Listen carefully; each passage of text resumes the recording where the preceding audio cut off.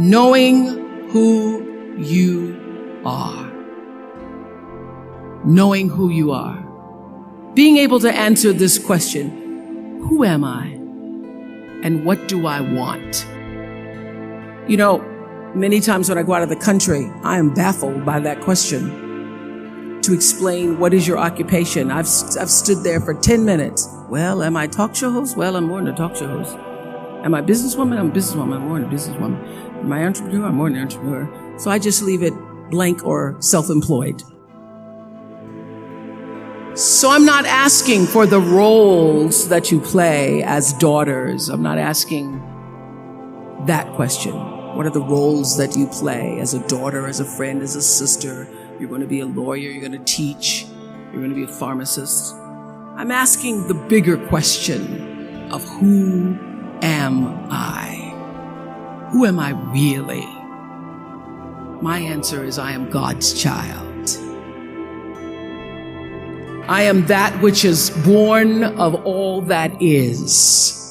I am, as Pierre de Chardin said, a spiritual being having a human experience.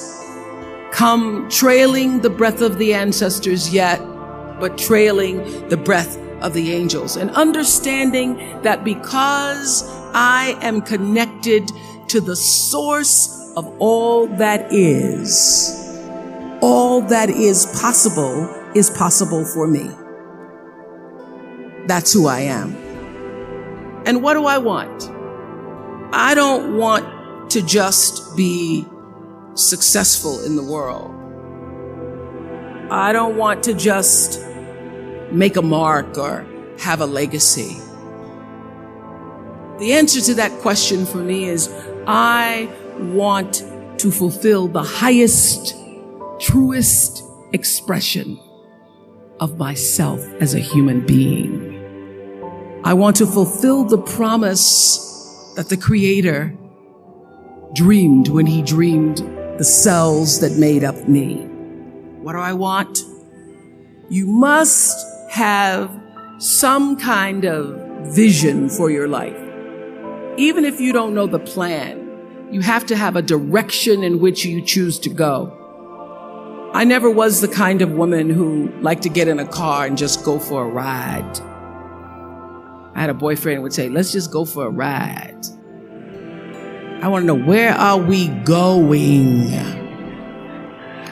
Do we have a destination? Is there a plan? Or are we just riding? What I've learned is that's a great metaphor for life. You want to be in the driver's seat of your own life, because if you're not, life will drive you. Knowing who you really are in this space and time that we embody. That's number one. What do you want? Who are you? Number two, you must find a way to serve. Martin Luther King said that not everybody can be famous, but everybody can be great, because greatness is determined by service. Now, we live in a world where everybody wants to be famous and where we admire people for just being famous. We think being known brings us value. The truth is, all of that will fade in time. The real truth is that service and significance, service and the significance that you bring to your service is that which is lasting. So to be able to, whatever your occupation or job or talent or gift is, our honorees today getting doctorate degrees, to apparently opposite fields, HIV and AIDS and the spoken word. But what they have in common is service, using the spoken word in service to community and the world, using your knowledge and information about HIV and AIDS and medicine in service to the world. And if you look at all the most successful people in the world, whether they know it or not, they have that paradigm of service. Everybody's talking about Mark Zuckerberg and IPO. Service. Jay-Z rapping. Service. Through the word, to people, through song. For many years, I was really just happy to be on TV, and people would stop and say, "Oh, you on TV?" "Yeah, I'm on TV. I like being on TV. It's a nice job." That I went back and I took a long look at what it was I was doing on TV and made a decision that I was no longer going to just be on TV, but I was going to use TV as a platform, as a force for good, and not be used by TV. And I will tell you, my decision to make that significant change in the way I operated on television, using television as a service, changed my career exponentially. Service through medicine, service through art, using whatever it is you produce, your product, as a way of giving back to the world. When you shift the paradigm of whatever it is you choose to do to service, and you bring significance to that, success will, I promise you, follow you. Service and significance equals success. That's number 2. Number 3, it's so simple, but so hard to do. Always do the right thing. Be excellent. People notice. Think of how you notice. You go to Taco Bell, somebody gives you an extra napkin and some sauce. You notice. You want to go back to that person, because even at Taco Bell, excellence shows itself. Be excellent. Let excellence be your brand. Everybody talks about building a brand. I never even knew what that was. When people say, "You're a brand," I would say, "No, I'm just Oprah." What I recognize now is that my choice to, in every way, in every example, in every experience, to do the right thing and the excellent thing is what has created the brand. And what I know is that when you are excellent, you become unforgettable. People remember you. You stand out. Regardless of what it is, you become an unforgettable woman. And that is what we all want. We want to be unforgettable and not forgettable. So doing the right thing, even when nobody knows you're doing the right thing, will always bring the right thing to you. I promise you that. Why? Because the third law of motion is always at work. For every action, there's an equal and opposite reaction. That is so true in all of our lives. That's what Newton said. Celia in The Color Purple said it. Everything you even try to do to me, already done to you. Everything you even try to do to me, already done to you. So you don't have to worry about revenge or getting back at somebody, making sure they pay. You just have to do the right thing, and the right thing will follow you even when people don't support it. I remember many times on my show. There are many shows y'all never saw. And the reason you didn't see them is because I got the last vote. And I remember 2010, my team, hardest working team in television, had done this interview with a woman who turns out she was a Sunday school teacher by day and a sex addict at night. Ooh. And they were like, "You won't believe it. We got her going out. We got her with the men, and we get to show her." And she was willing to show us everything. I sat down with a woman for an interview that was taped. And during the process of the interview, I said, why are you doing this? And she said, oh, I want to help people. I want to tell my story and I want to help people. I said, do you have children? She says, yes, I have a 10-year-old son. I knew right then this is never going to see the light of day. So we got off the air and I said to the lady, we are not going to air that show. And she said, why? My producer said, why? She knew she was being filmed. She knew what she was saying. She knows what you... I said, because her son will never get over it. Her son will never get over it. And it's not worth a rating point to me. Not worth a rating point to me to know that there's a 10-year-old boy who's destroyed because his mother went on the Oprah Winfrey Show and told all her business. You do the right thing, even when other people think it may not be. And oftentimes, when you make a decision to do the right thing, immediately you're faced with doubt.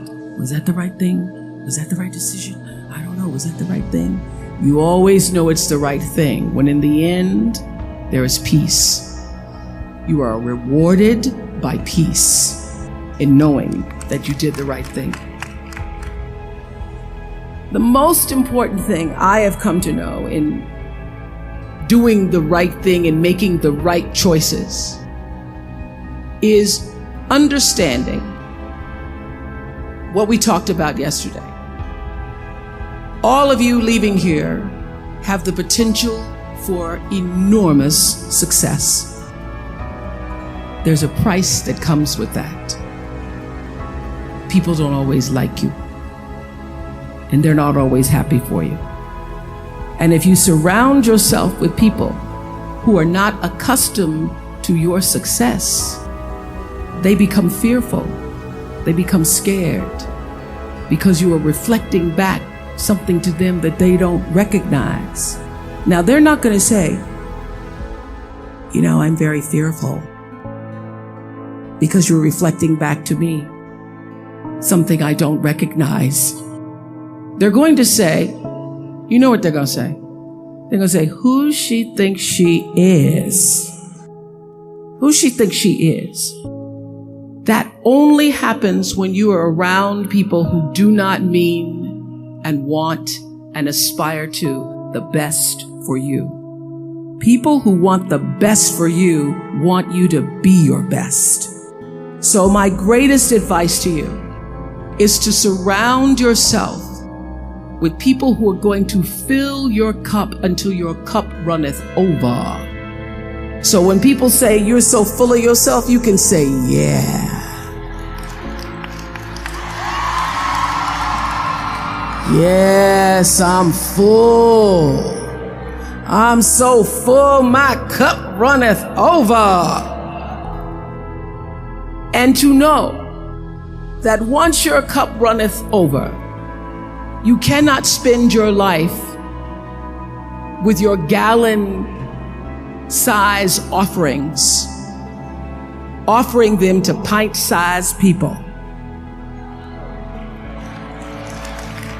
You have got to surround yourself with gallon-sized people who can hang in the same company with you, so that you're not offering your gallons to those little pints out there who can't hold it anyway.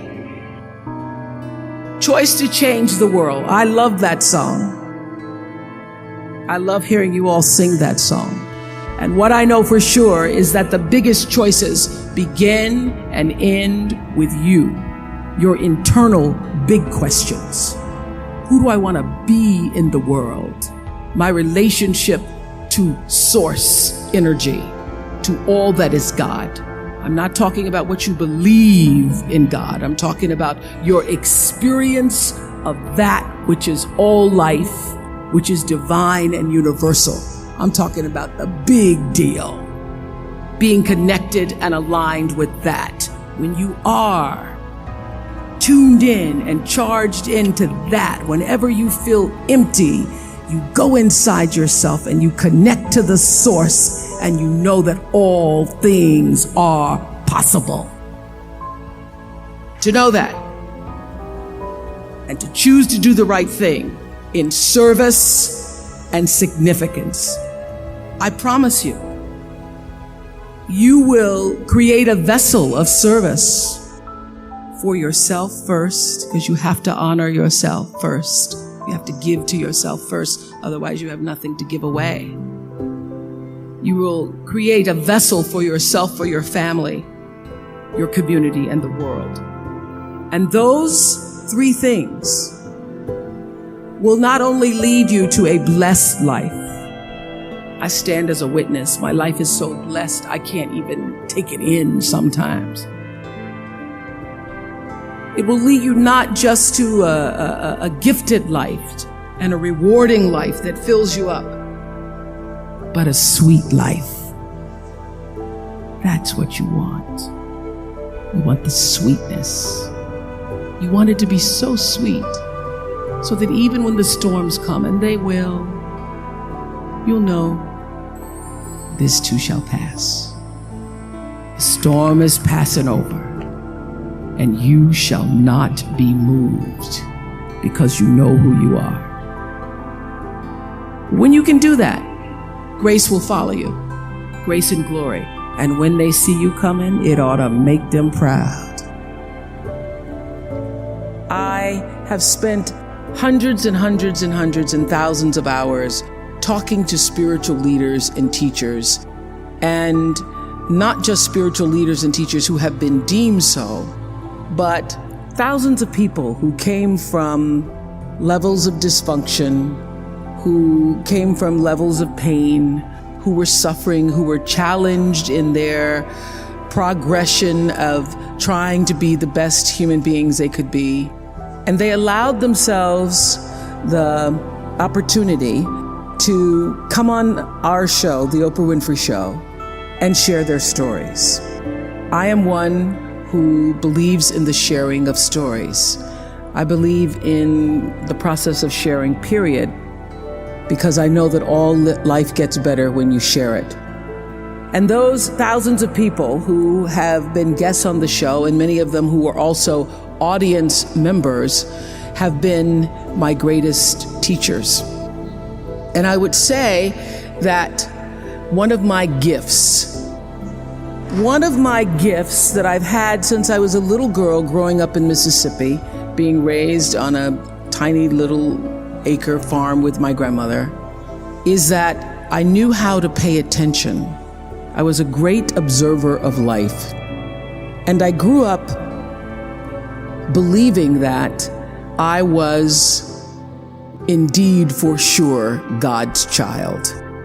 It's because every Sunday I sat in our little church down the road, a dirt road from where my grandmother lived. No running water, no electricity, but the church is down the road from us. And we could hear the singing as I was getting dressed for Sunday school. And I'd always sit on the left-hand side, the left pew in the second row. And I would listen to the preacher preach about the Lord thy God is a loving God, and sometimes he would say the Lord thy God is a jealous God. But most important, I heard him say, you are God's child, and through God all things are possible. And I literally took him at his word, so that by the time I was had to leave my grandmother because she became ill, and I was sent to live in Milwaukee with my mother, who had two other children, I got beat up on the playground, because when people would ask me, who's your daddy? I would say, Jesus is my daddy. Sometimes he's my brother. And God is my father. But what I now know and have learned, that my view of God, although I call that God in a box and all that, although that has my vision of God has expanded to be inclusive of all things, all. God is all, God is law, God is all, in all things. Not just the guy sitting up with the beard. And now that view of God has expanded, I still understand how important it was for a little colored girl. We weren't even black yet, not to mention African American. You know what I mean, Harry? A little colored girl in Mississippi for whom there was no vision of hope or possibility. My grandmother's greatest desire for me, as she had been a maid and her mother before her had been a maid, her greatest desire was that I would grow up one day and be able to do the same. And she wished for me that I would be able to, she used to say, I hope you get some good white folks when you grow up. I hope you get good white folks who treat you good. So my grandmother would have no idea of the life that I now lead with good white folks who are working for me. She just wouldn't get it. She wouldn't get it. She wouldn't get it, but somehow I think she must know, and she's up around in the spirit realm saying, Lord have mercy, I didn't see it. But I now know that having that belief system, that something greater than me was in charge of my destiny, of my fate, that it wasn't just me alone having to survive for myself, is the thing, is the value, is the rock that has sustained me. So my vision, my perception, my understanding of what it means to be a universal citizen has grown as I came to understand Acts 17:28, my favorite Bible verse that says, in God I move and breathe and have my being. So my every attempt in life has been, since I was a little girl, to be in that space that I call God, to literally live in the breath that is God, to live in the breath and allow the breath to breathe me as God. And that is the reason I see I have been able to manage fame, handle the success, grow in grace, grow in the wisdom and glory that is offered by that space that I know to be God. Because in God, I live and breathe, I move and breathe, and I have my being. And everything that I do and all that I am comes up and out from the center of that space, even when I didn't know what to call it. So I have paid attention to my life because I understand that my life, just like your life, is always speaking to you, where you are, in the language, with the people, with the circumstances and experiences that you can understand and interpret if you are willing to see that always life, God, is speaking to you. Now, it took me a while to actually really get this and to understand it, but once I did, I started paying attention to everything. And one of the reasons why I can now accept the fact that I can offer my gatherings of information and wisdom and call myself a spiritual teacher is that every single person who ever came on my show, and I hear there's like 37,000 guests I've talked to, a lot of them came from dysfunction and a lot of them wouldn't appear to be teachers, but every one of them had something to say that was meaningful and valuable and that I could use to grow myself into the best of myself, which is what all of our jobs are. Your number one job is to become more of yourself and to grow yourself into the best of yourself. One of my greatest teachers was a man named John Diaz. We were doing a show called Would You Survive? And on Tuesday, October 31st in 2000, Singapore Airlines Flight 006, a Boeing 747 from Taipei to Los Angeles, took off with 179 souls aboard. 4 crew and 79 passengers perished in that flight, a total of 83 fatalities. There was a typhoon rolling through at the time, and the plane went down the wrong runway. Now, what's interesting, John Diaz was on that plane and he had several indications, which I'll talk about later, whispers, that he shouldn't have gotten on the plane, but he did anyway. He got on the plane and he managed to be one of the survivors. And on the Oprah Show, I was asking him, what do you think it was that you were one of the survivors? And I said, do you think it was your position on the plane? Because he was in first class and he was sitting on the right next to an exit door. And he said, yes, I think it might have been the position of the plane. And also my quick thinking, he says, and the fact that I didn't stop moving. So I said, you don't believe, you're not a religious man? You don't believe that there was some kind of divine intervention going on there? He goes, no, I'm not a religious person. I do not believe that it was anything divine. I don't believe that.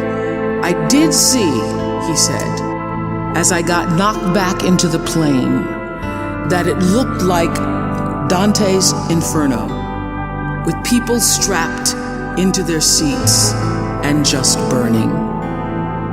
And it seemed a bit to me, as I turned and looked backwards, like there was a light coming out of the tops of their heads. I guess you could call it an aura, was leaving their bodies. And some lights were brighter than others. It changed, he said, it changed me. It gave me a new kind of spirituality, in a sense, that I now believe somehow, I don't know how, but life continues on somehow through that light. And I thought, I'm not a religious man, but I thought the brightness and dimness of the auras were how one lives one's life, so to speak. So that's one of the major things that really has changed with me since then, he says. I want to live my life so my aura, when it leaves, is one of the brightest ones. That's one of those moments that happens and you know that it's bigger than a show about survivors. Because I always knew that when I am moved, at least a million other people might be too. Because if I can feel it, and there are 20 million people watching around the world, it means that somebody else also felt and heard the same thing. That's what connection is. So I thought a lot about that. And thought about it, obviously, in thinking about, in preparing to talk to you all today, about how does one lead a meaningful life? Because ultimately, isn't that what we all want? We want to lead a life so that however we transition, people can say, wow, that was a bright one. That was a bright light. First of all, I think that it comes from a deep sense of awareness about who you are and why you're here. It comes from being in touch with, on a regular basis, the appreciation and the holy gratitude that should fill each of our hearts on a regular basis, just knowing what a privilege it is to be here and to be human. Close your eyes for a moment, will you please? And breathe with me. Just close your eyes. And if you will, put your thumb to your middle finger and gather your other fingers around, and let's feel the vibration and pulse of your personal energy as you take 3 deep breaths with me. Inhale. And as you exhale, just feel the vibration, energy, blood pulsating through your body, through you. And another inhale.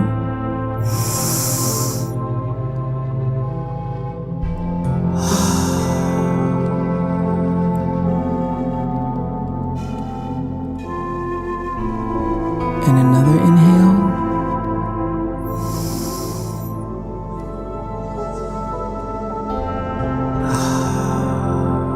Keep your eyes closed. And let's just think about this day. This day that you have been graced to breathe in and out thousands of times.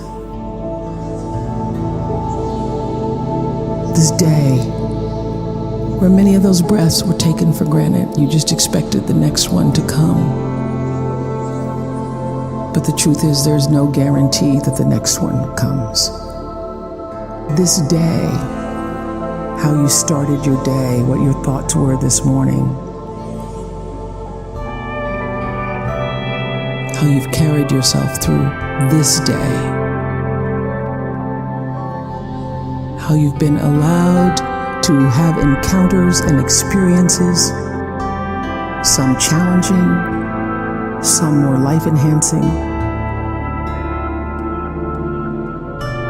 that pushed you forward another day of being here on the planet Earth as a human being. Just think about that. After all you've been through, in this day alone, and the many days and years past, how you got here to this prestigious, esteemed university, the choices you made that have brought you to this day.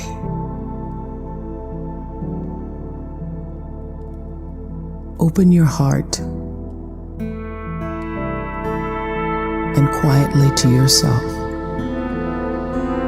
say the only prayer that's ever needed. Thank you. Thank you.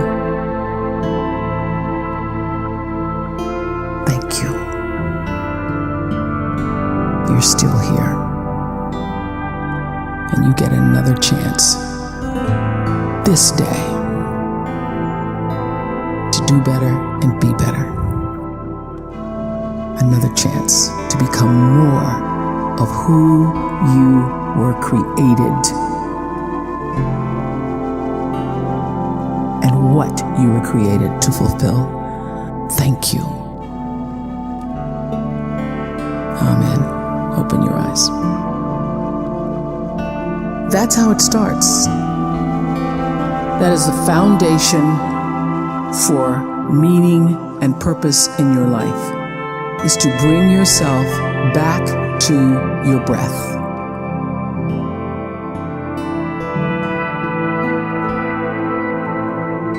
Let failure be your friend. There are going to be times, of course, where you're going to win a lot. A lot of things are going to go your way.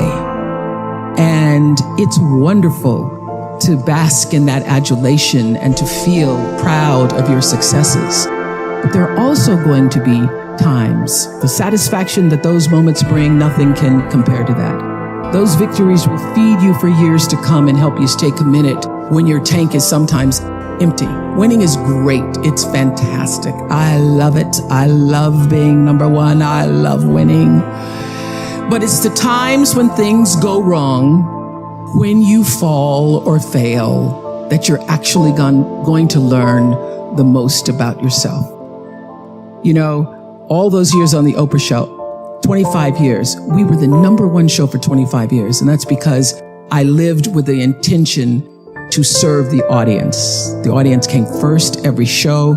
I would sit with the producers and say, well, I can't do that because I can't find the truth of myself in that show. I have to have a thread of truth to be able to hold on to. So I knew so well the audience. I felt like I was the audience. The audience was me, and I felt so connected. And then I ended that and started a new network. And I flailed for a while, and I was really upset with myself.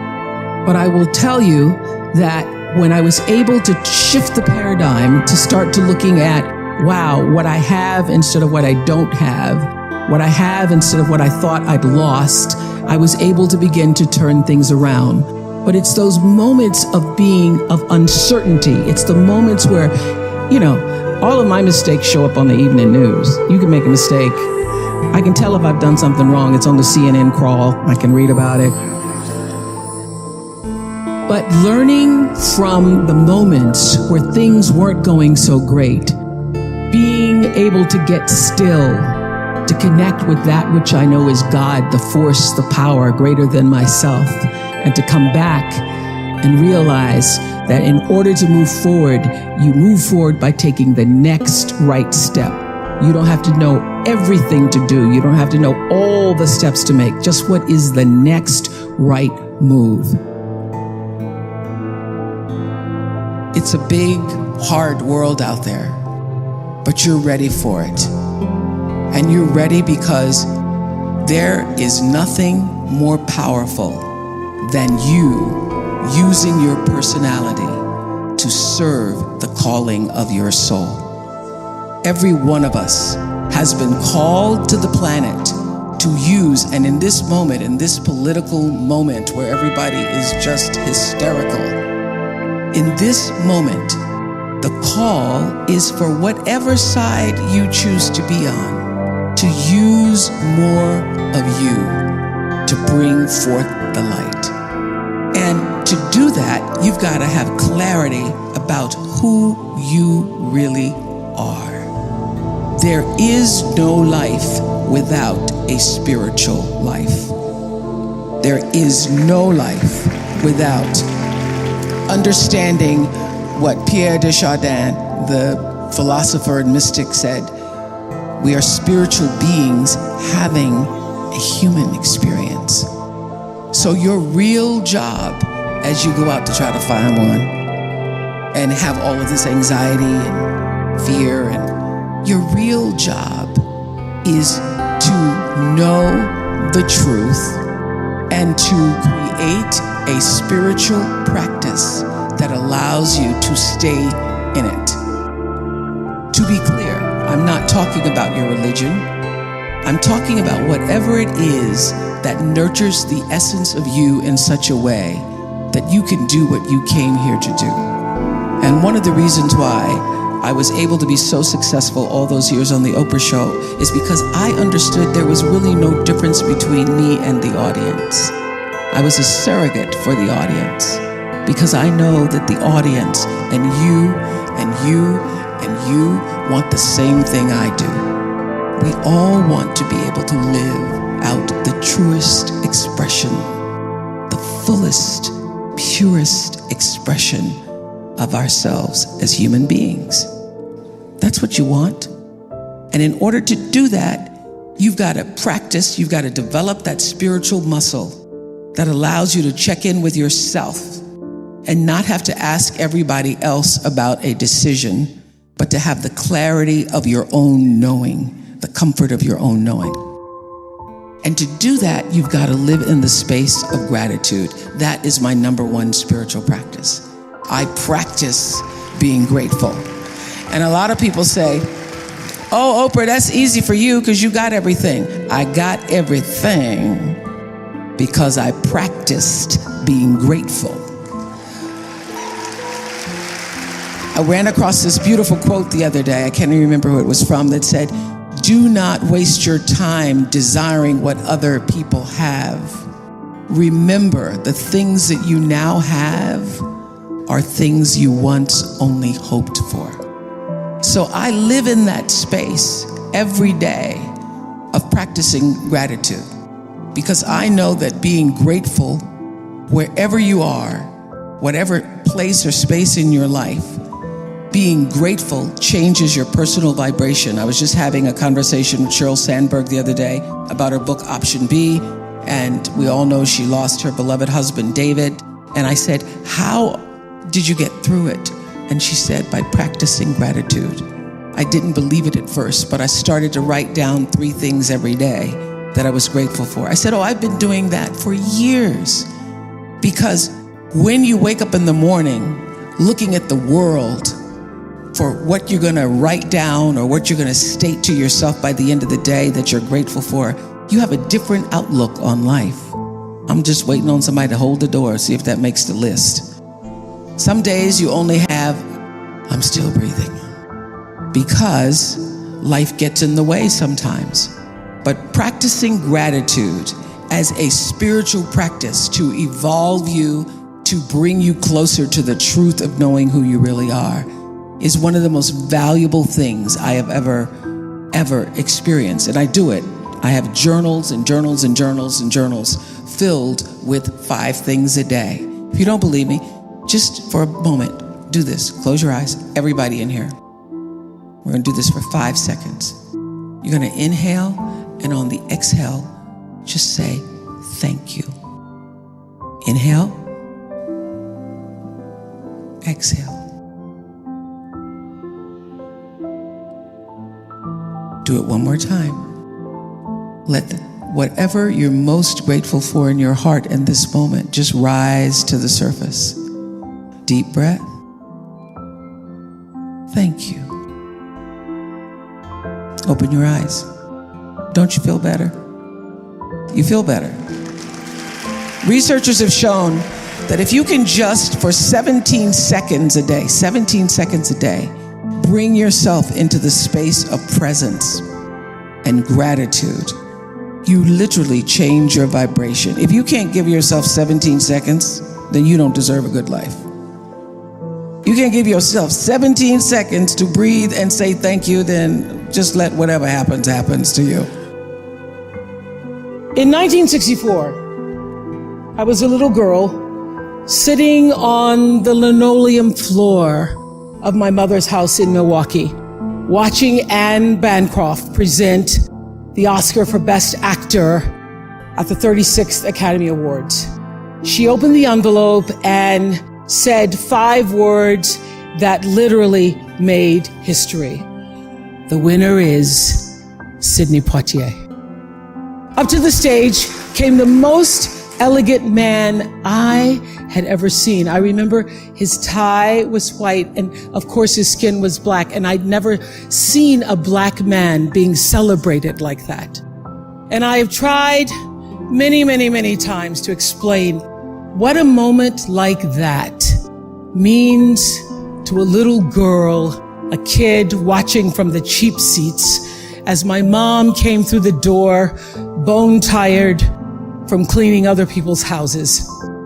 But all I can do is quote and say that the explanation in Sidney's performance in Lilies of the Field, amen, amen. What I know for sure is that speaking your truth is the most powerful tool we all have.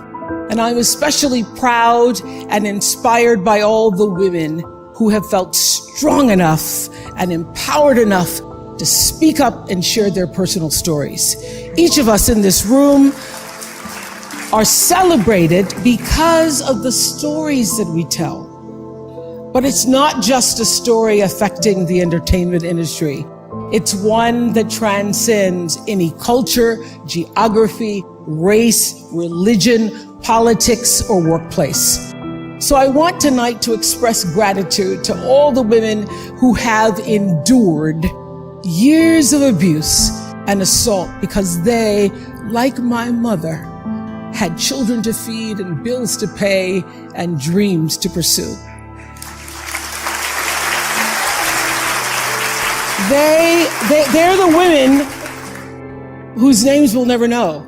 They are domestic workers and farm workers. They are working in factories and they work in restaurants and they're in academia and engineering and medicine and science. They're part of the world of tech and politics and business. There are athletes in the Olympics and there are soldiers in the military. And there's someone else, Recy Taylor. A name I know and I think you should know too. In 1944, Recy Taylor was a young wife and a mother. She was just walking home from a church service she'd attended in Abbeville, Alabama, when she was abducted by 6 armed white men, raped and left blindfolded by the side of the road, coming home from church. They threatened to kill her if she ever told anyone. But her story was reported to the NAACP, where a young worker by the name of Rosa Parks became the lead investigator on her case. And together they sought justice. But justice wasn't an option in the era of Jim Crow. The men who tried to destroy her were never persecuted. Reese Taylor died 10 days ago, just shy of her 98th birthday. She lived, as we all have lived, too many years in a culture broken by brutally powerful men. For too long, women have not been heard or believed if they dared to speak their truth to the power of those men. But their time is up. In my career, what I've always tried my best to do, whether on television or through film, is to say something about how men and women really behave, to say how we experience shame, how we love and how we rage, how we fail, how we retreat, persevere, and how we overcome. I've interviewed and portrayed people who've withstood some of the ugliest things life can throw at you. But the one quality all of them seem to share is an ability to maintain hope for a brighter morning, even during our darkest nights. So I want all the girls watching here and now to know that a new day is on the horizon. And when that new day finally dawns, my life is fueled by my being, and the being fuels the doing. So I come from a centered place. I come from a focused place. I come from compassion. It's just my nature. I come from a willingness to understand and to be understood. And I come from wanting to connect. I mean, the secret of that show for 25 years is that people could see themselves in me. All over the world, they could see themselves in me. And even as I became more and more financially successful, which was a big surprise to me, I was like, oh my God, this is so exciting. But what I realized is through the whole process, because I'm grounded in my own self, that although I could have more shoes, my feet stayed on the ground, although I was wearing better shoes. These are kind of cute today, too. So I could keep my feet on the ground, even though I could get more shoes. And I could understand that it really was because I was grounded. I've done was doing and continue to this day to do the consciousness work. I work at staying awake. And being awakened is just another word for spirituality, but spirituality throws people off and they think you mean religion. When I was hiring people for my company looking for presidents, when people would come in, I'd say, tell me, what is your spiritual practice? And literally would throw people, I'm not religious. Or I said, I didn't ask you about your religion. I asked you what's your spiritual practice. What do you do to take care of yourself? What do you do to keep yourself centered? What do you do to the... And, one woman started crying. You know, that's not the person. So that's a sign. That's a sign. So to answer your question, everything is fueled that comes from me really wanting to be a better person on earth. And this is what I know to be true. The reason why the show worked is because I understood that audience, my viewers, the people who watched us every day and would come and just like you all did, get tickets, and they would come with their family. You all just came across campus, but that's good too. But people would come from all over the world just to be there with their aunts and their mothers, and they'd come with their cousins, and there'd be a few men in there going, what the hell? Or saying, well, I went to Oprah with you. I went to Oprah. At least give me clear for 3 or 4 weeks. I went to Oprah with you. I had such regard for that. And I just had a conversation with John Mackey, who runs Whole Foods, and has written this fabulous book. You should get it, called Conscious Capitalism. And he was talking about how the investment in the stakeholders, the people who you are serving, that connection between the people who you're trying to serve and sell to, is equally as important as the people who you're buying from, equally as important as the people who are, supporting you financially, as your stockholders if you are, a public company. So I always understood that there really was no difference between me and the audience. At times I might have had better shoes, but at the core of what really matters, that we are the same. And you know how I know that? Because all of us are seeking the same thing. You're here at this fabulous school, and we'll go out into the world and each pursue based upon what you believe your talents are, what your skills are, maybe your gifts are, but you're seeking the same thing. Everybody wants to fulfill the highest, truest expression of yourself as a human being. That's what you're looking for.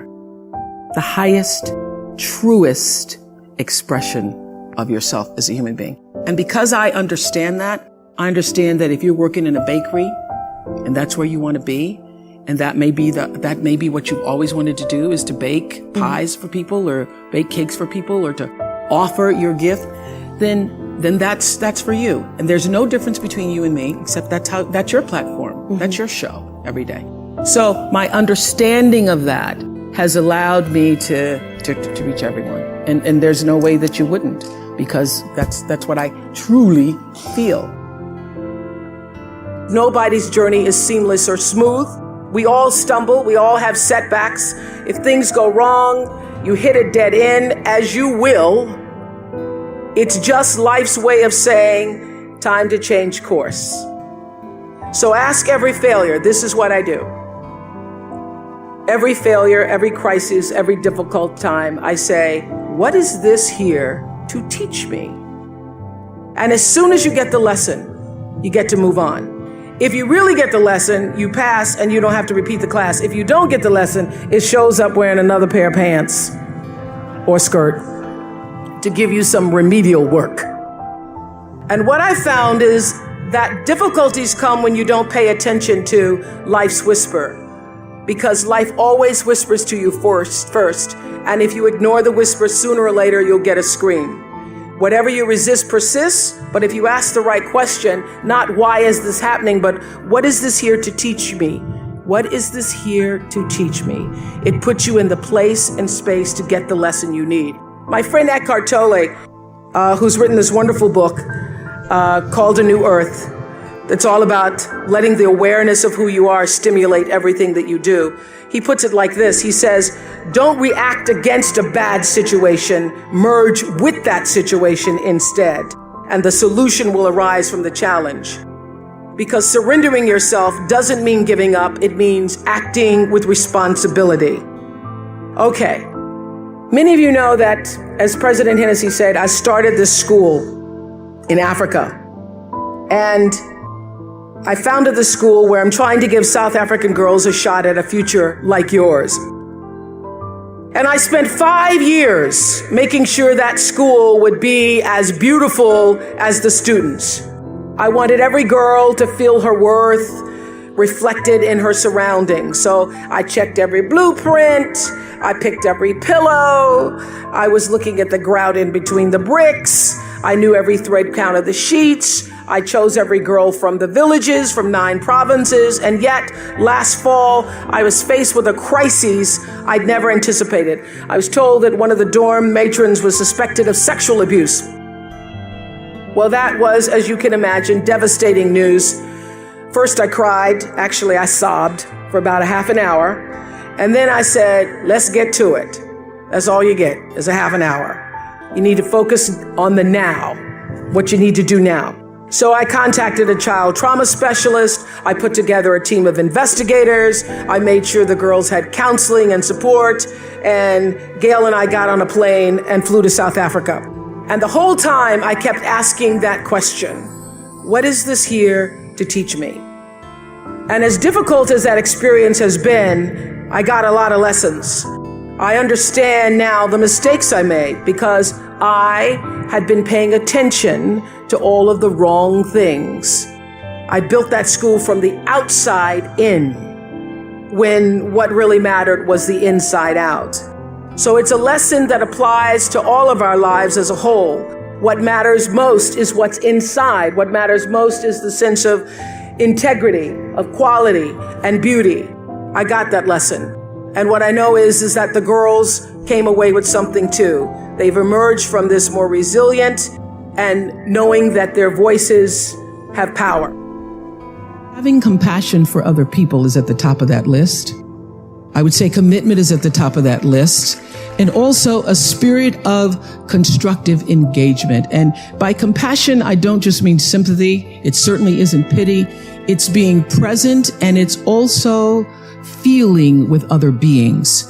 You know, during the years of the Oprah Show, I interviewed over 37,000 people one-on-one. But during all those years of talking to over 37,000 people one-on-one, I could feel what they were feeling so strongly. Sometimes it made me sick, literally. So I had to learn how to feel how others were feeling, feel with others, which is what it means to be compassionate, to feel with others without taking in all of their stuff. Being compassionate means I feel with you. It is one of the greatest qualities in the world to have if you're going to be majoring in what it takes to be a great human being. I feel with you means I not only am willing to walk in your shoes, it means my heart beats with yours. It means I see myself in you. It means I may not have shared that circumstance, but I know what heartbreak feels like. I know what pain feels like, and all pain is the same. It means I can feel your will to want to do better and be better. And I feel and I am with you. In spite of everything that's happened to you, I feel your need to rise. I want to help you rise. I want to rise with you. So many people are worried about building a brand. I hear kids on social media talking about their brand. And I used to really resent the word when people would say to me, oh, you have this brand, because I never even thought about a brand. I just thought about day in and day out, making the best right choice for me. But now I embrace it because I recognize people see me as a brand. But for me, it's not a business. It is a question of what do you stand for? And I will say this, you're nothing if you're not the truth. So I've made a living, I've made a life, I've made a fortune, really. It's fantastic. All good from being true to myself. And that's if I could leave you with any message today, that is it. The biggest reward is not financial benefits, though it's really good. You can get a lot of great shoes. But those of you who have a lot of shoes know that having great shoes and a closet full of shoes or cars or houses or square footage doesn't fill up your life. It doesn't. But living a life of substance can. Substance through your service, your offering of your whole self. And the baseline for how do you live a life of substance is whatever is the truth for you. What do you stand for? I think some people think that, are under the impression that I was born empowered, that I was born coming out of the womb, ready to interview a Klansman. Then cut to commercial. We'll be right back. But the truth is, I know very well what it's like to be marginalized, to be told either subtly or quite directly that my contribution isn't or wasn't welcome, that my face was invisible, and that my needs were an affront. So back when I was doing the news in Baltimore, I asked to be paid the same as my co-anchor, who did exactly the same job as I was doing. And I expected that I would be compensated. So I went in and I asked that I would get the same amount of money.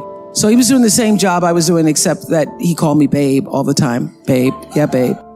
Anyway, I was told by my news director and by the general manager, because first I went to the news director, then I went to general manager, and I was told that because I was a single woman who didn't have a mortgage and I didn't have kids, that I was not entitled to earn the same kind of money as the man who was sitting next to me doing the same thing. And I realized in that moment that my employers did not get it. They did not understand my value. But you know what? I did. So cut to AM Chicago. The team's hard at work, and they had been working for a long time. And after a year or so, we were asked to be syndicated. That work began to pay off. Before long, we were now no longer called AM Chicago. We're the national Oprah Winfrey Show. I got a raise, but my producers did not. So I went into the boss at the time, and I asked that my producers, who incidentally were all female, I asked that they would be given a pay raise increase. And my boss, this is in 1986, said, why? They're only girls. What do they need more money for? Girls. I've used the word affectionately sometimes, referring to women as girls, and there was no affection in his tone. It was absolutely condescending. So, you know, it takes a while to develop a voice, but once you have it, you damn sure better use it on stuff that matters. So I took a deep breath in that moment and said, either they're going to get raises or I'm going to sit down. I'm not going to work if they don't get paid more, babe. Now, I would like to believe that I could have spoken that kind of truth to misogyny, even if I'd been all by myself. But here I was on the brink of finally getting what I really wanted and had been working many years for, a national show. I mean, I might have been too intimidated to stand my own ground against this guy if I were actually alone. But here's the thing, you're never alone. You're never alone. The sovereign sound of Maya Angelou's voice was pushing me forward that day, whispering, I come as one, but I stand as 10,000. So when I was faced with the opportunity to advocate for my producers, I silently called on some of the 10,000 and walked into my boss's office, hand in spirit, with the women who had come before me. I could feel Bessie Smith and Billie Holiday and Ella Fitzgerald and Pearl Bailey and Sarah Vaughan and Lena Horne clutching their green books looking for a place to eat while they sang in supper clubs for whites only. And I could feel Reese Taylor and Rosa Parks refusing to relinquish their dignity in the face of death threats. All these women were with me that day, walking into the office in Chicago, as was Diana Carroll and Petula Clark and Joan Baez and Mary Tyler Moore and Moms Mabley and Barbara Walters and all of the astonishing women whose names none of us will ever even know, despite their sacrifice.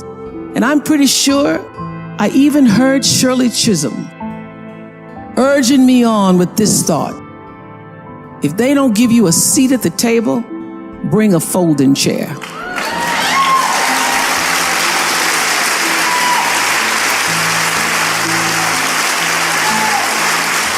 And I understood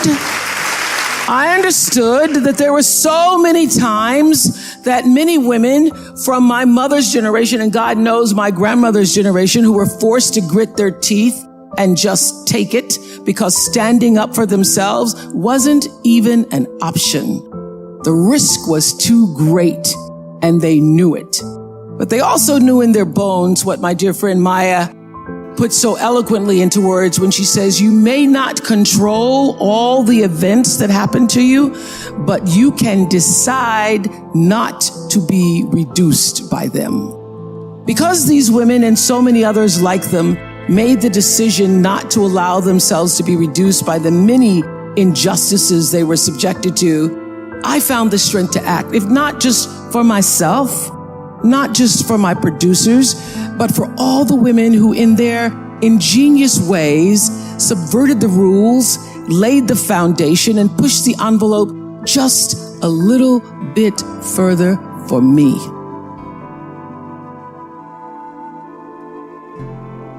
You must find a way to serve. Martin Luther King said that not everybody can be famous, but everybody can be great because greatness is determined by service.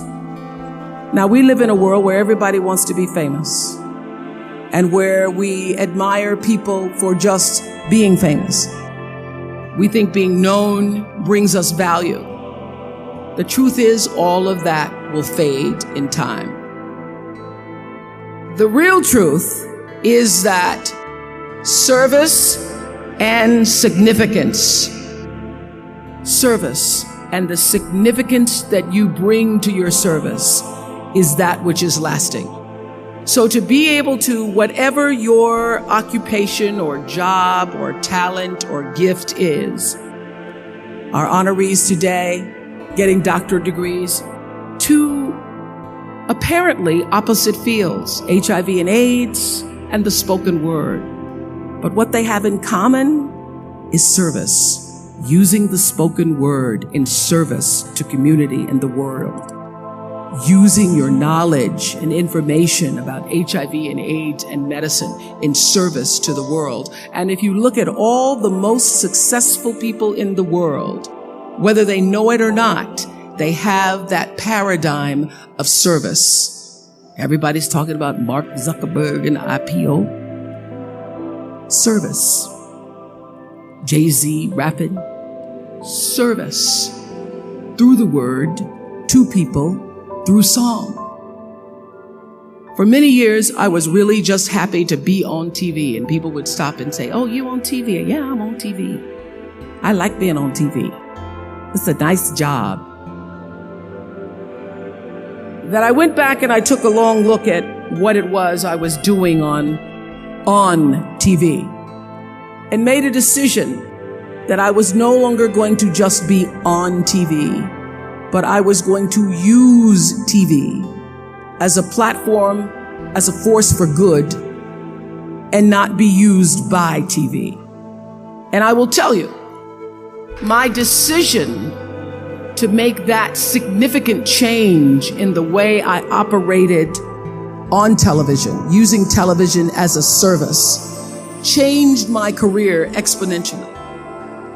Service through medicine, service through art, using whatever it is you produce, your product, as a way of giving back to the world.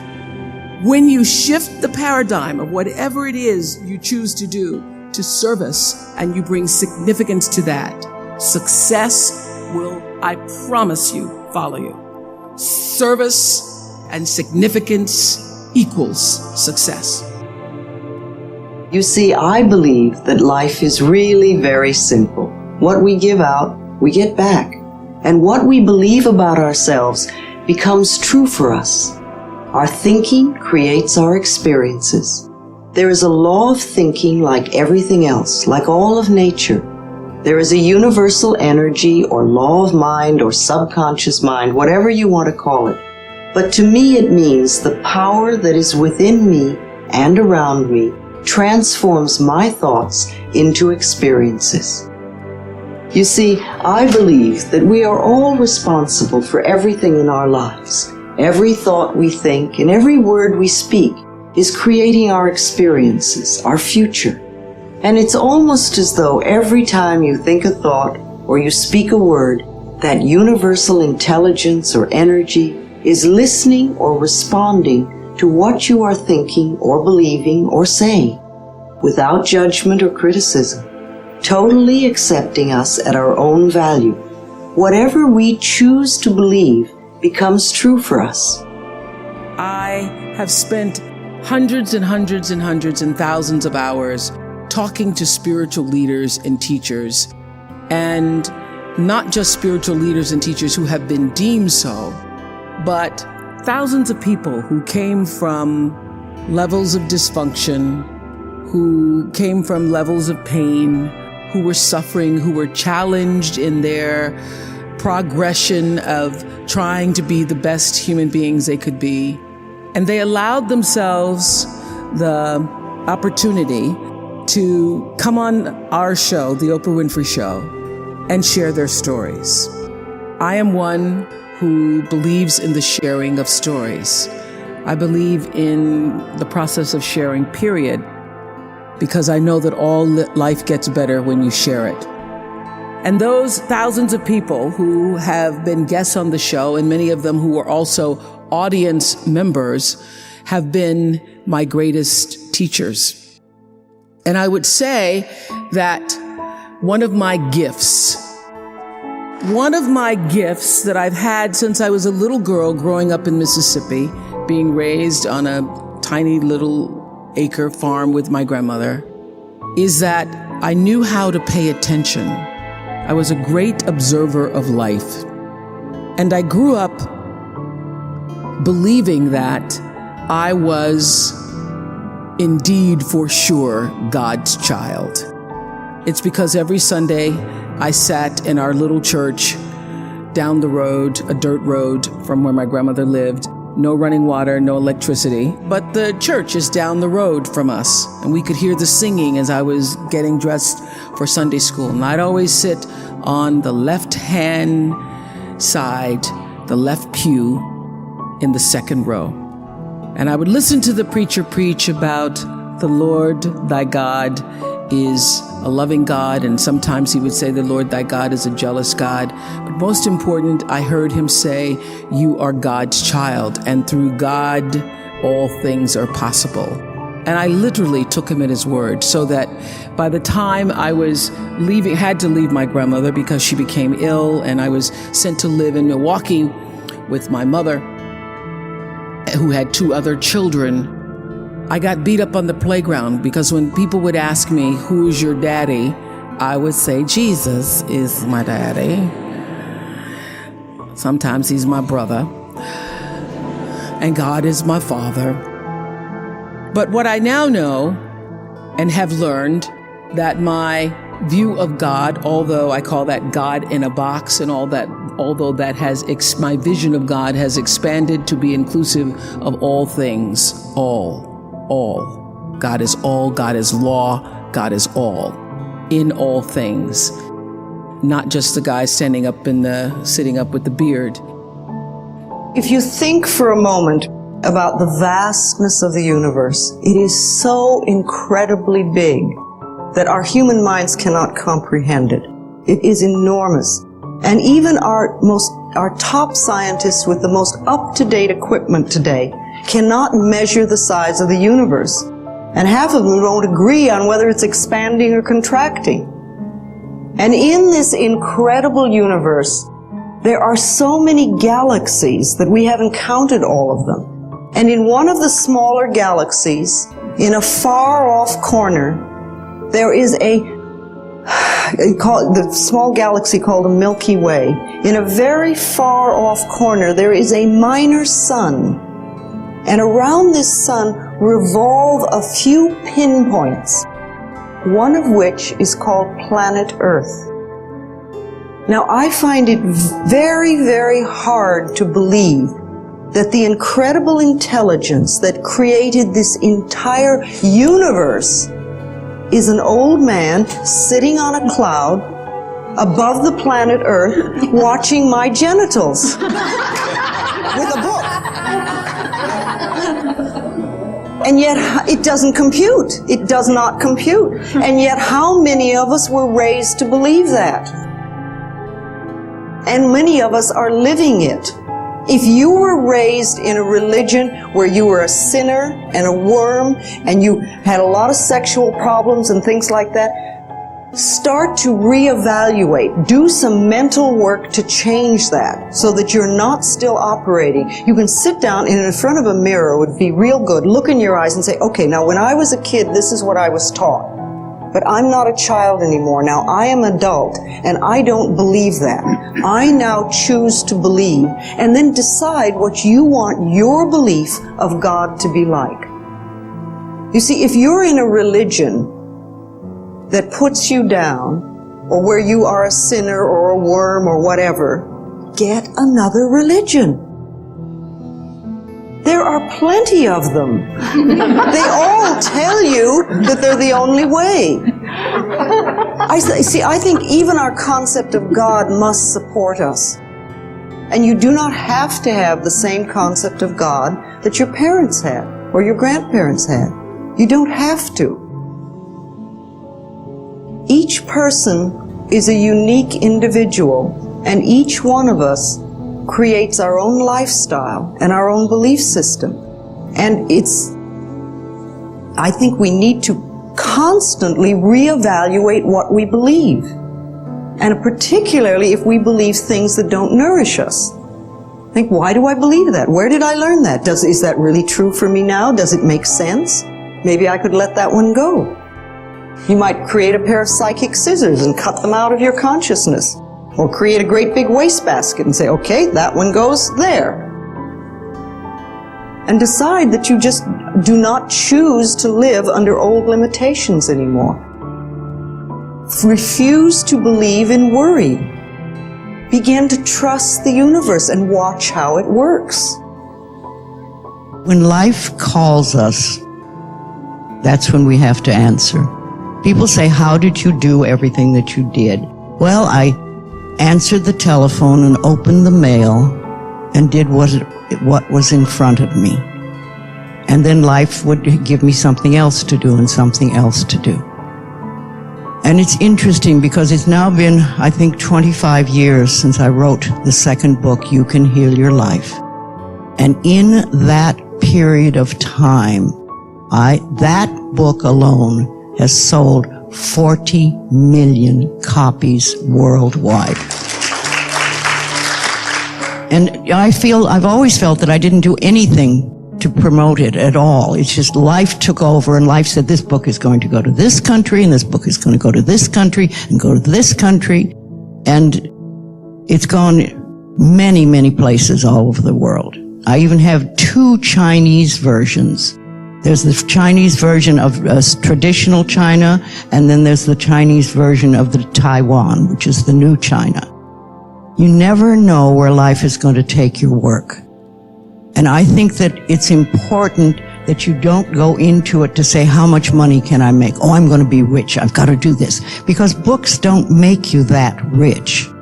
But what they do is open the world to you. And my thought has always been, how can I help the people? How can I help the people? And I think if you come from that point of view, it becomes a lot easier. It's time to understand all the problems of individual nature are generated from within. And we don't have to solve problems that we create. We just have to dissolve. Problems that you create, you don't have to solve. If there is a problem in the situation, yes, we have to solve. But you have a problem within you, solution is not what you need, solution is madness. Solution means, for an illusion, you're creating an illusory solution. Something that you make up. For that, you create one more solution that you made up once again. No. You just have to turn off the problems. You're going through a certain drama, only thing is you're a lousy director. That's all there is. Instead of improving your direction, now you're trying to find a solution for a situation in a drama. It's like people watch a cinema and come home and they have big arguments about what happened there. So, the thoughts and emotions that you create, you don't have to find any solution for it. If you just turn it off, it's gone. If you find solution, you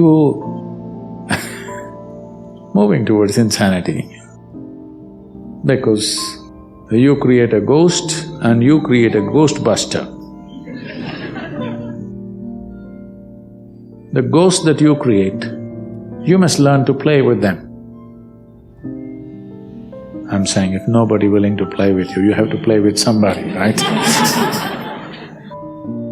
So the ghosts you create, if you like them, you play with them. If you don't like them, turn them off. But Sadhguru, they keep coming. You don't play. Don't like to play with them, don't play.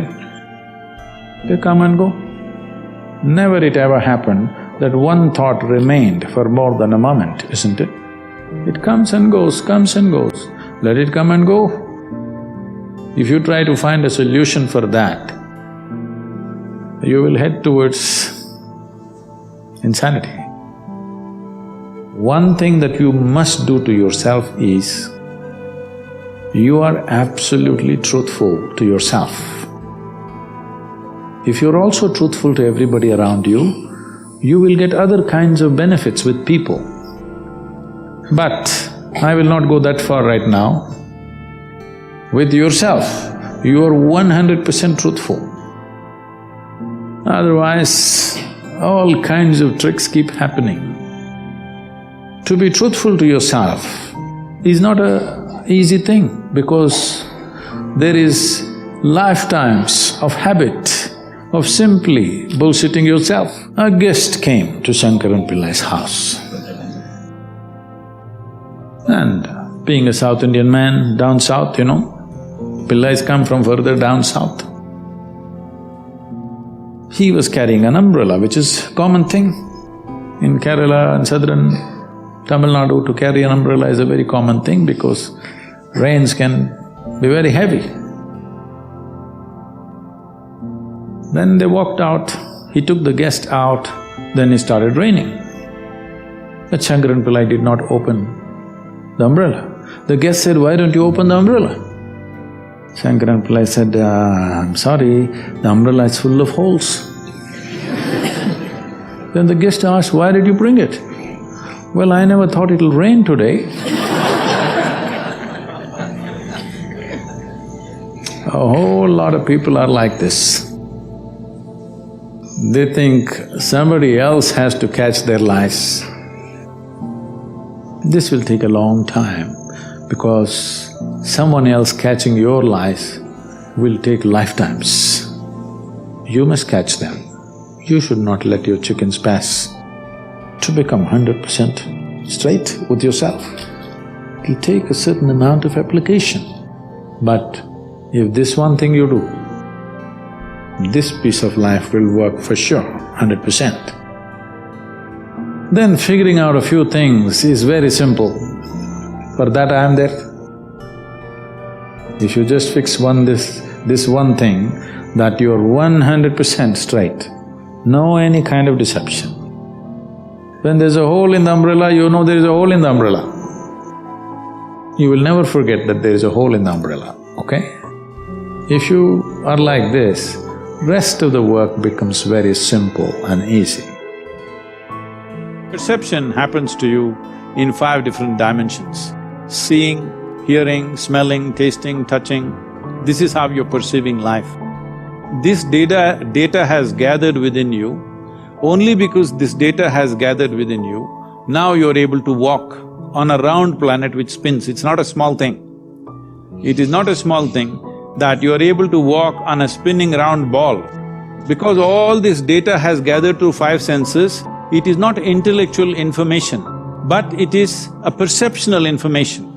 If this information is not there, you won't be able to walk actually. You will not be able to walk straight. This is what is happening for people when some people lose their memory and things like that. Suddenly they become unstable in their body because some of the data is gotten disconnected with their system. So, this data that you perceive is most important. That's what a child is all the time drinking up everything. You see how the child is looking at everything? Because he wants to drink up as much data as possible because instinctively he knows without that data, he will not be able to function. So how attentive you are, how attentive your eyes are, how attentive your ears, nose, tongue and touch is, accordingly you have that much, usable information. So why one person is more efficient? Well, you are an athlete. Why one person is able to catch a damn ball, another person can't catch the damn thing? Why is it? Because that level of attention of exactly how that ball will behave, how you can anticipate where it will go, this is not there. Intellectually, suppose you have a PhD in football, you think you can play football? If you have a PhD, I think you need to experience it as well. If you just study it only, No, that is not experience, it's perception. You're watching it out of your keen interest, you're watching exactly how a ball moves. You may not be thinking the physics of it, but you're watching it and perceiving it. Because of that perception, you know something that you cannot know by reading 100 books about it. First of all, people are assuming that anger is happening to them or misery is happening to them. No, this is exactly what I said earlier, maybe I didn't articulate it fully. No, you are creating anger, you're creating misery, you're creating joy, you're creating whatever. All this is happening from within you. But human experience is happening from within us, isn't it? Right. Whether it's love or hate or anger or misery or joy or anything is only happening from within us. Right. The simple question I am asking is, what happens from within you? Should it happen your way or somebody else's way? It should happen your way. Of course, because the world will never happen your way 100%. Because there are so many stakeholders in the world, little bit will happen my way, little bit your way, that is fine. But what happens within me must happen my way. If what happens within me does not happen my way, this is the worst form of slavery, isn't it? Wow. Somebody decides what happens within me, somebody decides where I should sit. This is slavery, everybody understands this. Now somebody decides whether I am happy or unhappy. Isn't this the worst form of slavery? Yeah. So this is the liberation that humanity needs to work at. This is what inner engineering means. Inner engineering is not some mechanical process, because engineering means this essentially. You will say something is well engineered only if it works the way you want, isn't it? If this one doesn't work the way you want, what the hell are you expecting other things to work the way you want? It's just an accident. When you live accidentally, anxiety is normal. We have to be ready to do it ourselves. Remember, each person has come to this planet to learn a lesson. You have your lessons, you have your lessons, I have my lessons, you have your lessons. They're all different. We cannot learn the other person's lessons. We are not here to change other people. We are here to change ourselves. That is what we've come to the planet for, to change ourselves. If we try to do it for someone else, or learn their lesson, or make it nice, they don't get to learn it. And even if we fix it, isn't it amazing how they turn around and recreate it again? And we all know people like that. We've paid their rent, or we've gotten them out of some mess, or we've done this for them or that for them. And 2 months later, they're in the same problem, because it's their pattern. It has nothing to do. Teaching them how to get out of it, it is much better if they're willing to learn. So it's like, the student must come to the teacher. And when the student is ready, the teacher is there, always. I am the happiest of guys now, but it took me almost, 50 years to really get there. And the fact, let's go back, when I was in the 40s, that was like 1980s, and I was working on stem cells and teaching people what most people still believe, that the genes that we inherit really determine the character of our lives. And that becomes, when you think about it, it's like, well, did you pick the genes you came with? And we go, not that I know of. Can you change the genes if you don't like the characteristics? It's no. And then we tell you on top of that is, the genes turn on and off by themselves. So you could be walking down the street and the gene goes, time for cancer. It's like, what? And then I say, what were we teaching? What were we teaching to medical people as well as the public is that we were victims of heredity.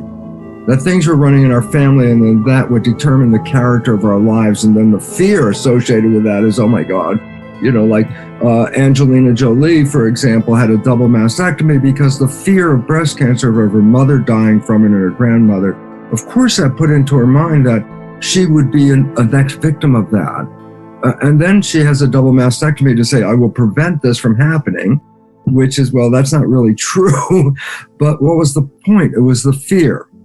And the fear of being a victim, meaning you're powerless. And I go, this is what people believe about their health. I am powerless. We got programmed when we were children to recognize when it comes to health, we don't take care of that. We go to the specialist, the doctor. I said, what is that learning period in our first 7 years? What does that do? It programs us. I said, yeah, but what's the program? And the program is, I'm not in charge of my health. That when it comes to health issues, I have to go see another person, and then their truth becomes my truth, because who am I? And I say, so what's the consequence? And I say, first thing, you just gave up power over your health. You say, I won't take care of my health. I'm going to let that professional, that's my program. And I go, well, there's a problem. And the problem is, as I was learning and then attributing my life to programs that I didn't know I had, because that was before I knew about the 7 years of programming, I looked at my life and it was like, okay, I was really good professionally. That's how I got to be the cell biologist, and the joy of working in that field of science. And that was really great. But the rest of my life was a shambles, It's like I couldn't get a relationship off the ground no matter what I tried. It was like, oh my God, I am doomed here. Why? Because I must have got the parenting genes and the from my father and my mother, and I'm not really good at it. And so I always work as life is just a mechanism. You do your thing, and then it's dust to dust. I had no spiritual foundation at all, because it was genes and proteins and chromosomes. And my dear Saviti knows exactly what I'm talking about, because she comes from a very serious science background. And that's why when we started collaborating and talking together, it was like, oh, wow, we have this basic understanding of it. And the basic fact was this: okay, I'm a machine. That's what we were teaching. Go to the doctor. That's the repair person. Fix a machine. And what I learned through my research was that genes don't control life, and genes don't control themselves. And it's like, oh my God, I spent a whole career teaching this to medical doctors, that the genes control your life, and the fear that's pervasive out there is that I'm not in charge. And I'm working with what are called stem cells, and this is 50 years ago. And my research with stem cells revealed that genetically identical cells in different environments have different fate. What does that mean? It says, well, they all have the same genes, but the fate wasn't based on the genes. The fate was based on the environment. And all of a sudden, my research started to go off and say, wait, genes don't turn on and off. That's a complete false statement. Genes are blueprints. And I go, relevant, go into an architect's office where she's working on a blueprint, and lean over this architect's shoulder and ask her, hey, is your blueprint on or off? And she would look at me and she's like, well, it's a blueprint. There's no on and off. And I go, precisely. A gene is a blueprint to make a protein. It doesn't know on and off. It has no control by itself. It's not self-emergent, meaning it doesn't control us. It turns out that our perceptions and the environment we live in, and our perceptions of the environment, control our genetics. And I go, so why is that relevant? I say, I can change my perceptions. And all of a sudden it says, I'm not a victim of anything more than the programming that I got in that first 7 years. And it was interesting, because the real part that changed everything for me, Saviji, which you had run into before I did, was, as I said, I wasn't spiritual, but as I started to look at how the environment was controlling the cells, I started to recognize no two people are biologically identical. And I said, what does that mean? I can't exchange cells with you. You can't exchange cells or organs with me, because if I put my cells in your body, your immune system will say not self. And if you put your cells into somebody else's body, their immune system will say not self. I say, so what's the point? There's a self built into your cells that is different than the self built into your neighbor's cells. And I go, so why is that relevant? I said, well, what is the self? And that's what I started to look at. And it was like, on the surface of our cells are these protein antennas, just like TV antennas. No two people have the same set of these protein receptors. A name for them is interesting. Self receptors, receivers of self. And I go, when I started looking, I said, but these receptors are on the outside of the cell. And I said, so why was it relevant? I said, well, if they're getting a signal of self, the self isn't in the cell, the self is sent to the cell. And then all of a sudden I go, wait, then the self is not in here. And then I started getting a little quantum physics, started to realize we are energy units playing through what we appear to be a physical body. And that our identity is picked up by these receptors. And if I take the receptors off your cells, then your cells have no identity. I can put them in any human because it's not Sadhviji's cells, not Bruce's cells. And I go, so wait, so I'm still getting there, folks. There's a point coming here. And I started to recognize, well, wait a second. Bruce is a set of antennas. Well, we focus on the antennas in medicine. I go, no, you fail to understand. Antennas receive a signal. And all of a sudden I started to realize my identity is something signal in the environment that is being picked up by my cells. And so Bruce, the guy who's like thinking, going all the time, going, wait a minute, I'm a broadcast. Bruce is a broadcast. My body is a receiver, and I make a joke like, I'm a television set, Sadhviji, and you're watching the Bruce show right now.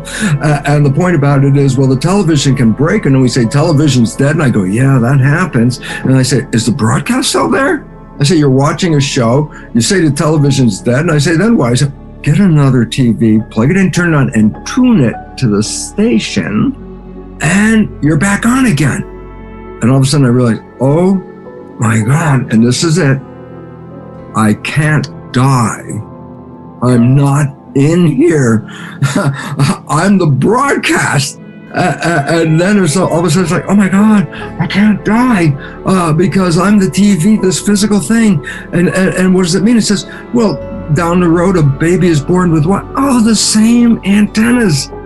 I'm back on, I got a new TV set. I said, does it make a difference, male or female? Nope, that's the TV set. Does it make a difference if it's a black, brown, red, yellow, white TV? I said, no, that's a TV set. We are the broadcasts. And all of a sudden I realized, oh my God, all of us come from this energy, and this energy is a field, and each of us is a receiving station of our own little broadcast out of the field. But collectively, we're the radio band. We got all the stations on here. We're all in the same radio band, but each of us comes in here.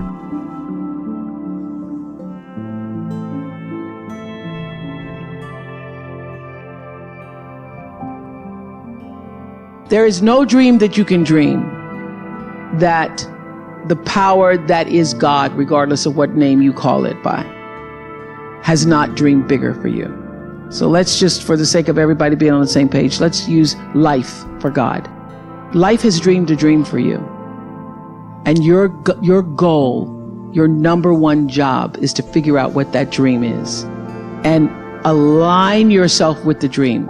Because the dream cannot come to you unless you're willing to meet it energetically in the same place.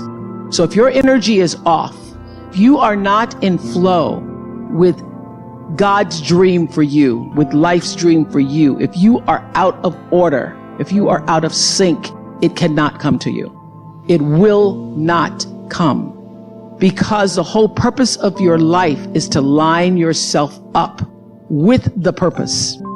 And so if you are operating in fear, if you are operating in jealousy, jealousy will kill you.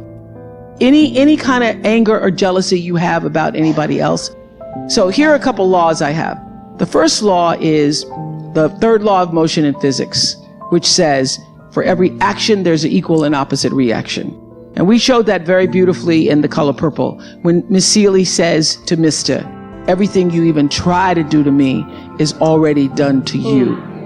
That is not just a rhetorical saying, that is law. That is Newton's third law of motion in physics, which says everything that goes out is coming back.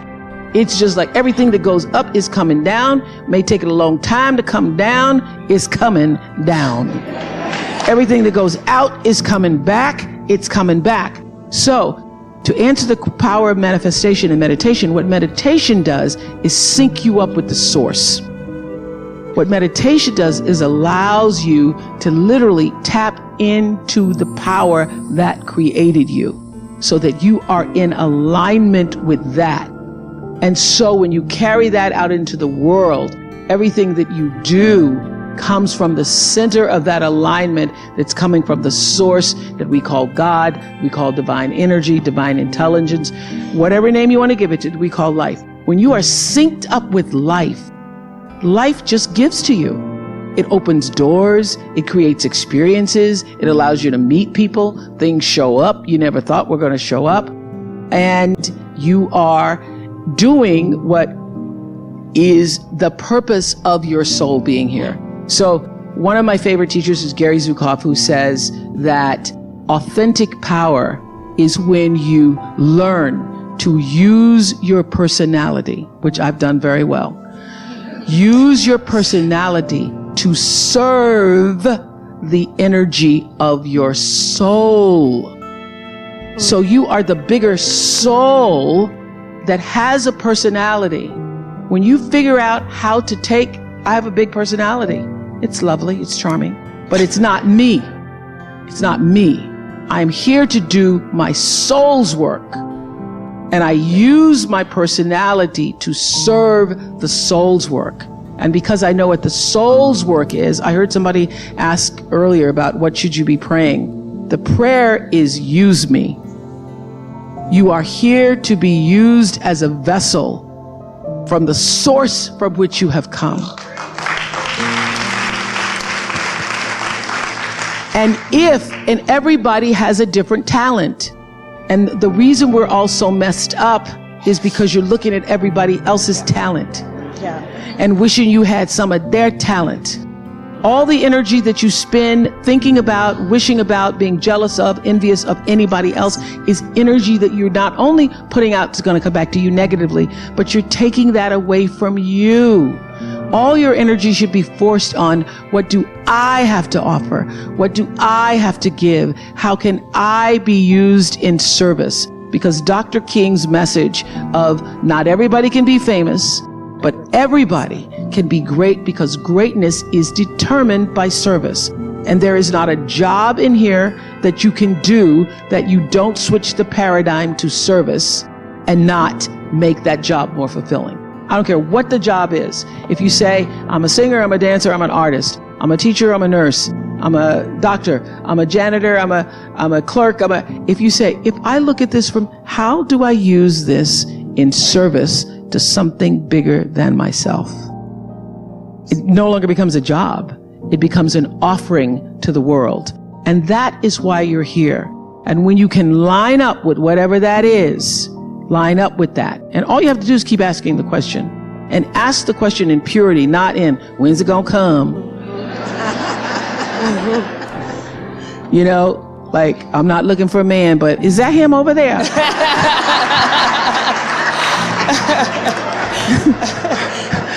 I played that game. When you can do that, then it comes. It opens up. Don't you see that? I try to do it every day because if you don't, it's usually a more messed up day. Doesn't mean you don't get through life because a lot of people getting through life. It just means your life isn't as enhanced. And everybody who's afraid of meditation, don't even call it meditation. Don't call it that. Just say, I'm going to have, I have what I have a prayer chair. I have a prayer chair. Then I have just a place where I just go and be still. And the reason why people have so many struggles is because you're struggling against what is for you. You're pushing against it. So when you find that you're not moving forward, you need to stop and get still and say, what am I resisting? What am I pushing against? Because it can't come through if you push against it. It only comes through if you're in flow with it. And it just flows. It flows.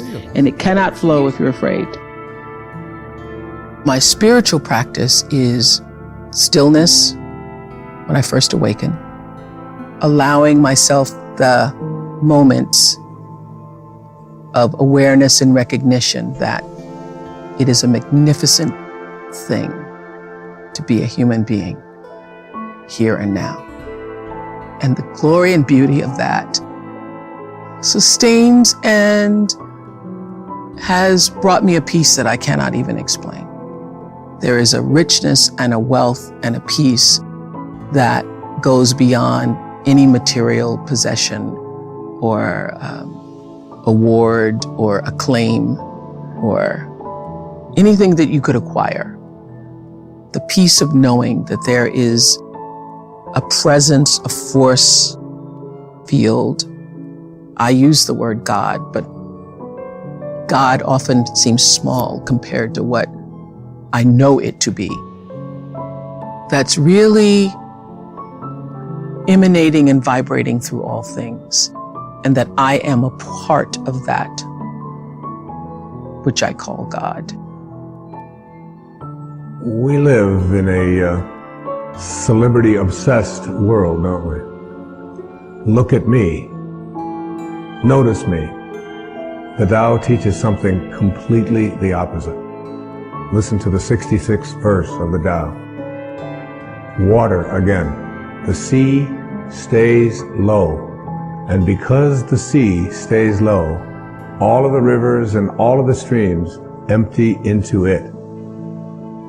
Because it stays humble. Because it stays in that place of just allowing everything to come to you. He was trying to teach us the important lesson of letting what we know is coming come to us. I practice this so much more now in my life than I did at one time. I can remember years ago, I had written a book called Your Erroneous Zones back in the 70s, and it stayed on the New York Times bestseller list for something like 27 months. And many weeks it would be number 1, and then it would go down to number 3, and then it would go to number 2, and down to 7, and all of that. And I was doing The Tonight Show in those days on a regular basis.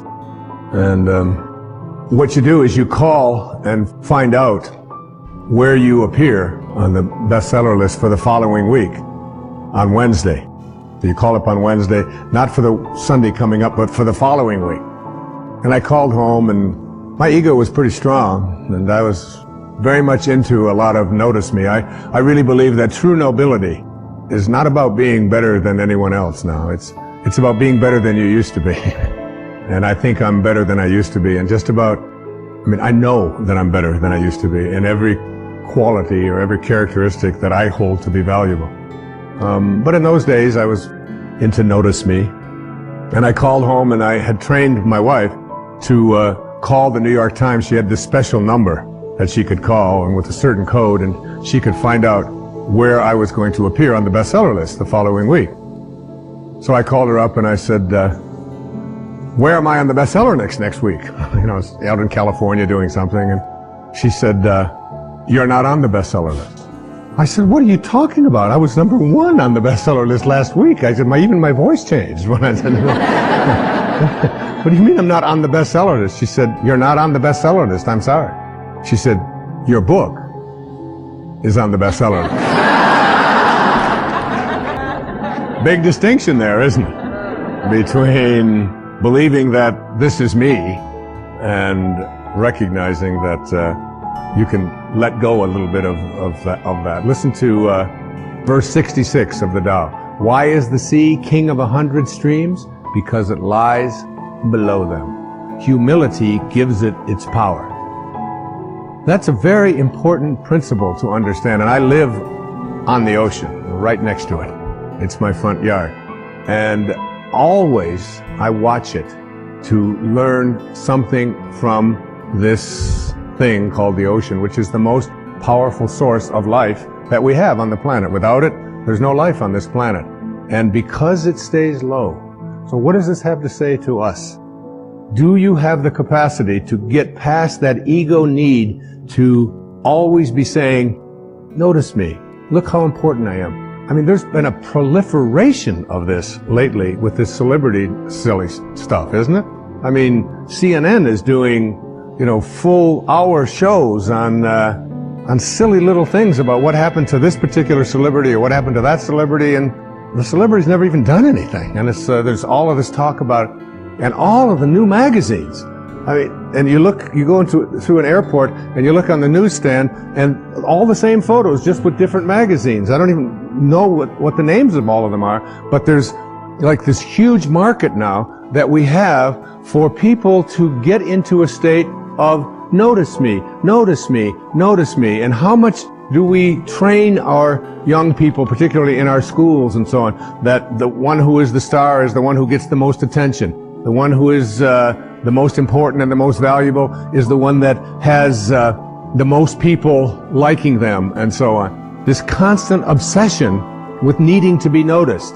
When in fact, what I have found for myself is the happiest moments of my life are when I can do it low and slow and not have anybody out there even know what I'm doing.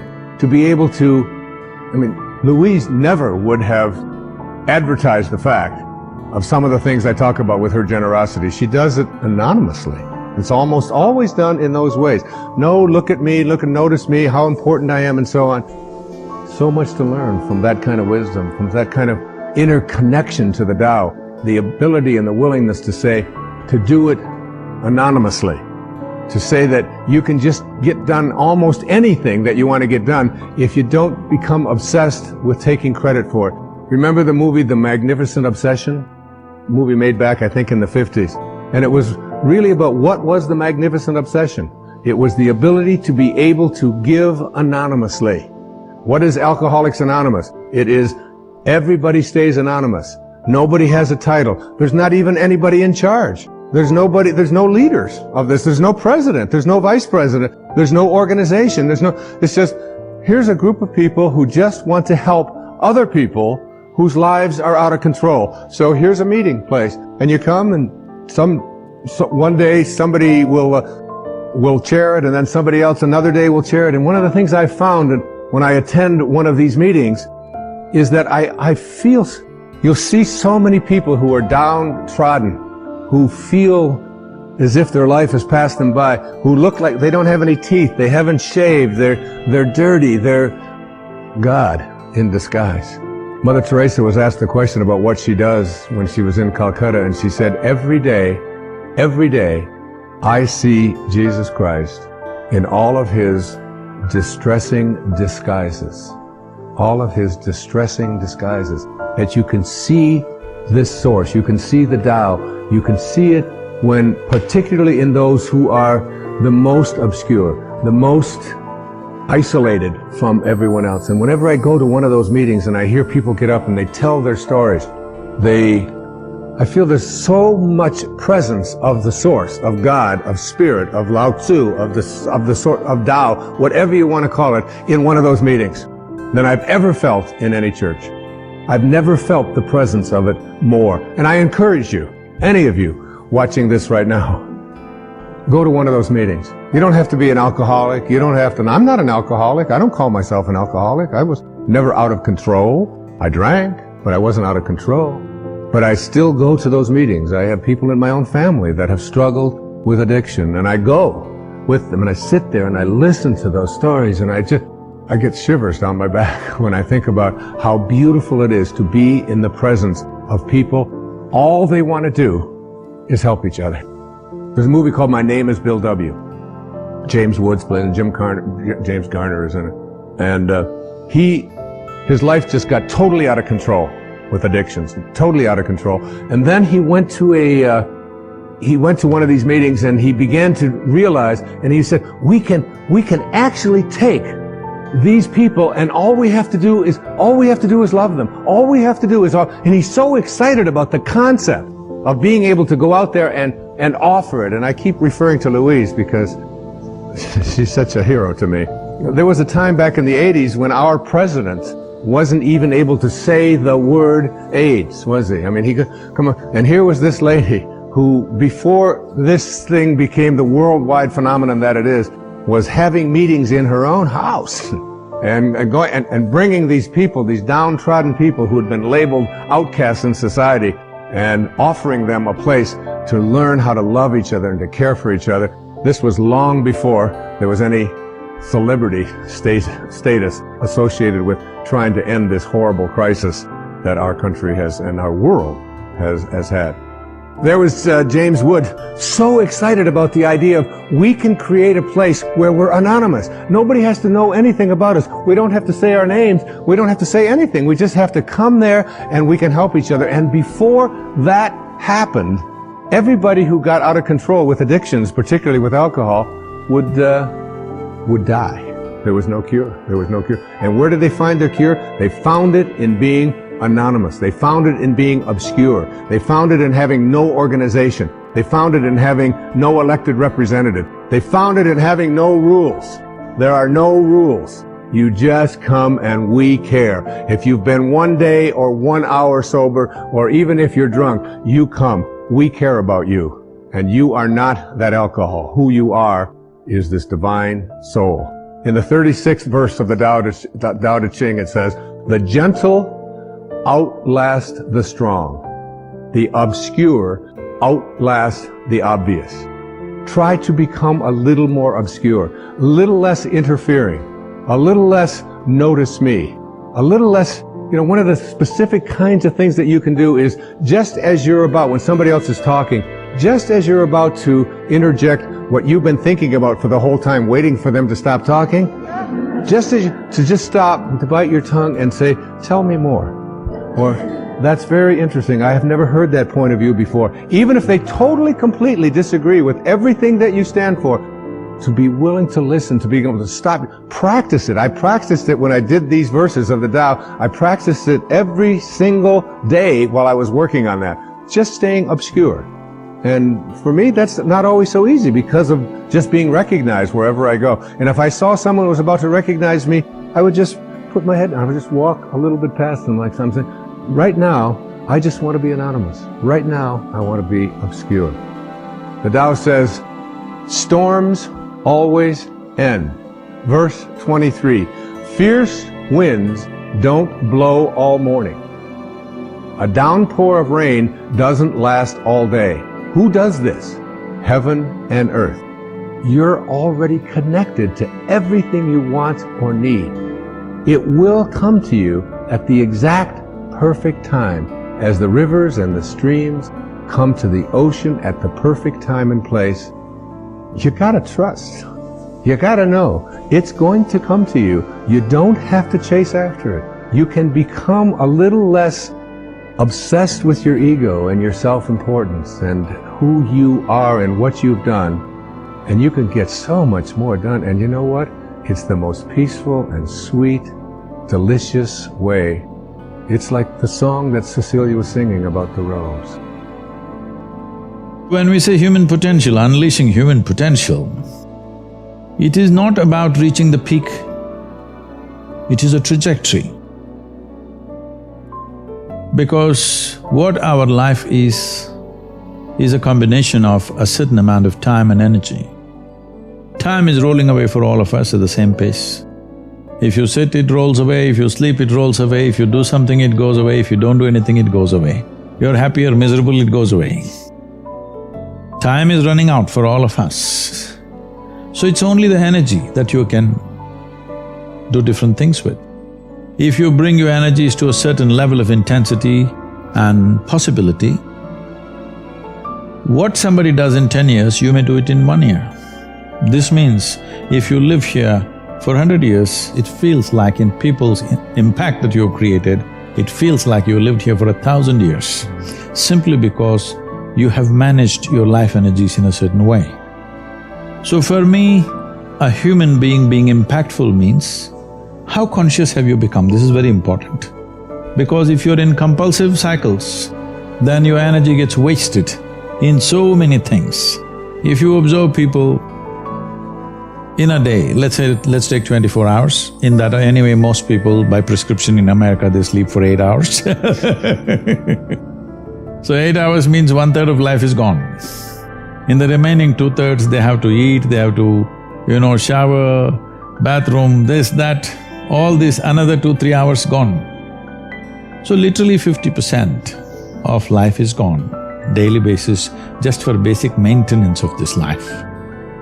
50% of the time is gone in maintenance, remaining 50%, what they have If you look at every single move that they may make with their body, their thought process, their emotions, you will see a whole lot of it is happening in compulsive cycles. Or in other words, if you are little sensitive to life, you will realize you are the biggest issue in your life. So this is one thing that I'm trying to do with people, that you are never the issue in your life. I'm not the issue. My thought, my emotion, my body is never the issue. My thought, my emotion, my energy and my body are my instruments of function. They are not impediments in my life. But I would say for 90% of the human beings, their own body, then the compulsions of the body, the compulsions of their thought, the compulsions of their emotions are ruling them most of the time. The notion of the difference between pain and suffering I thought was very useful. See, pain is physiological, it's there. If there's no pain, most people would not even know how to protect themselves.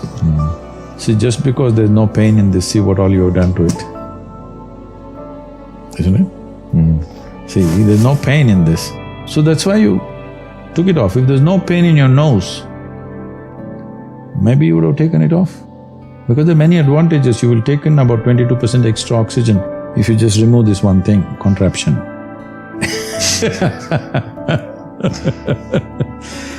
Wherever there is no pain, people are messing with it like crazy, isn't it? They call this hairstyle, they call it so many things. Yeah.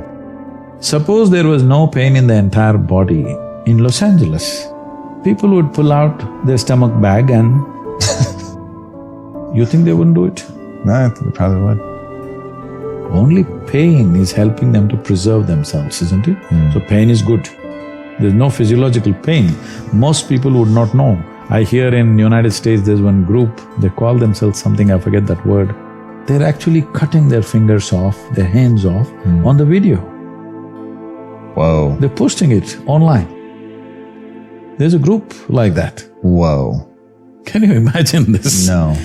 In spite of so much pain, if there was no pain, almost everybody would have cut themselves off in the name of fashion, they would have cut themselves into ribbons. Wow. So pain is a good thing physically, because that is your preservation, self-preservation mechanism.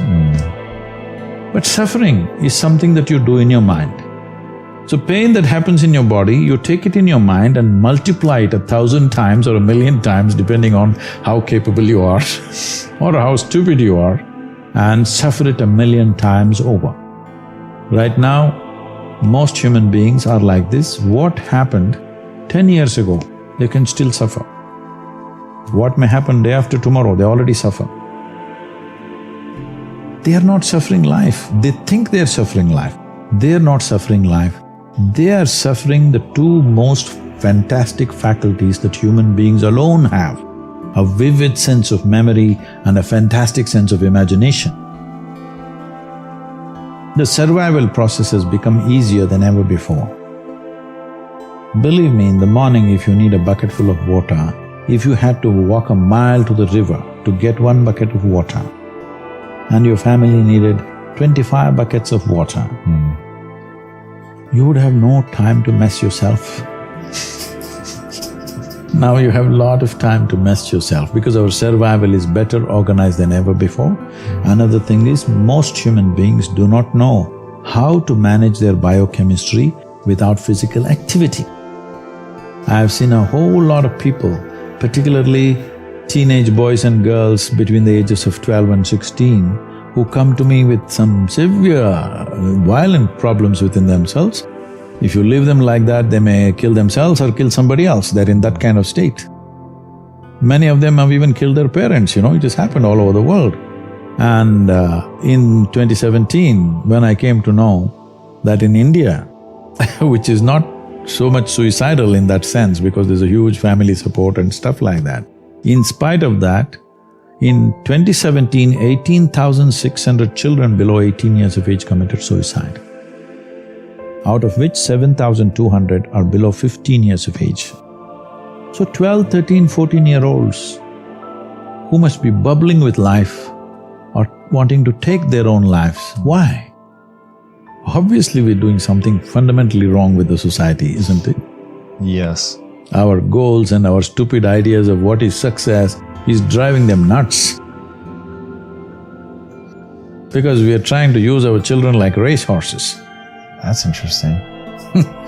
And when you say that as something that represent us, that we've turned into something amazing, or in what way are they like racehorses? See, when you understand life as a race, if you're in a race, what's the objective? You must reach the finish line quick, isn't it? Yes. What is the finish line of your life? Death. There you have it. This may not be a conscious process, but life within you is understanding it like that. When you… see, you must understand this, whether you are conscious of it or not, any human being. Right now, if you make yourself miserable, you must understand you are sending a message to every cell in the body that I don't want to live.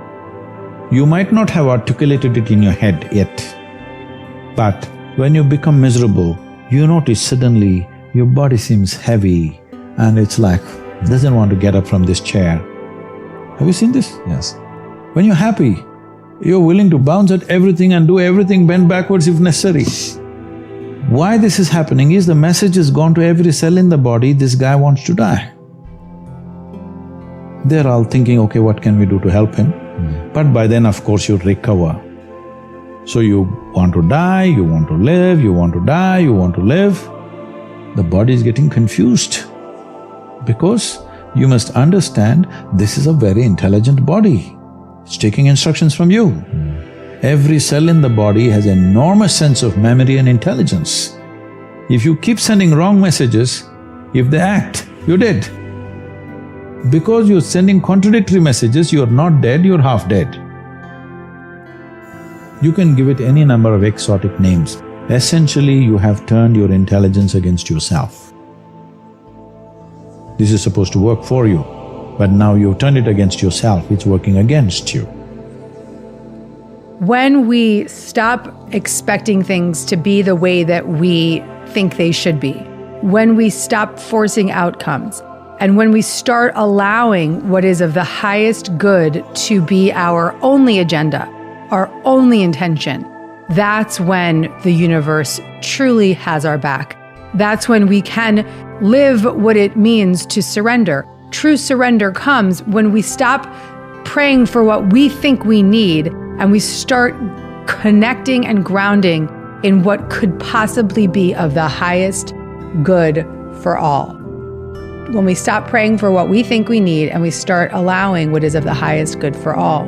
So true manifesting is about receiving what is of the highest good for all. And it begins not just with how will I get what is of the highest good, but how can I be open to what is of the highest good? How can I open up my consciousness to release what I think I need and get grounded in what is possible and what is of the highest good, not just for me and my agenda, but the highest good for all.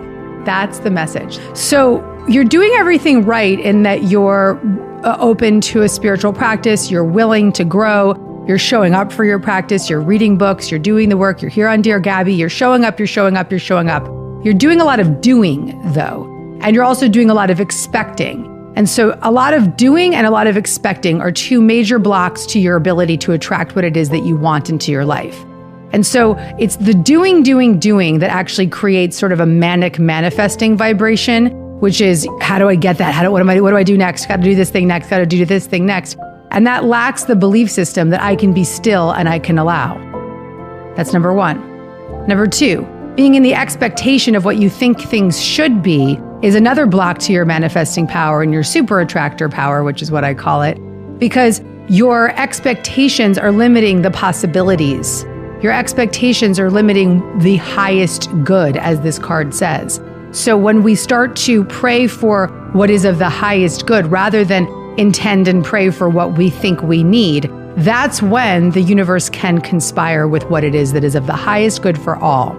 So ultimately what's happening is all the doing is energetically blocking, and all the expecting is blocking the manifestation as well, because when you're in this tunnel vision of expectation. It should be this way. I should be further along. I shouldn't be here. What's happening is you're missing the opportunity to recognize where you are, how great things are in this moment, what is possible in this moment, the creative possibility in this moment, the exciting potential in this moment. You're blocking it.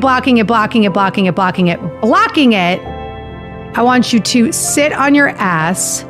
I want you to stop doing. I want you to start being, which is what you also said. You're actually Dear Gabbying yourself. You said, I want to embody the feeling. I want to embody the emotion. The being is a presence. It's an energy. It's a state. It's not an action. True manifesting does require us to show up for our desires. You got to pick up the phone and then call the job interview, and you have to ask for the date, and you have to do whatever it is that you want to create. But ultimately, the greatest source of power that we have to attract what we want is how we feel.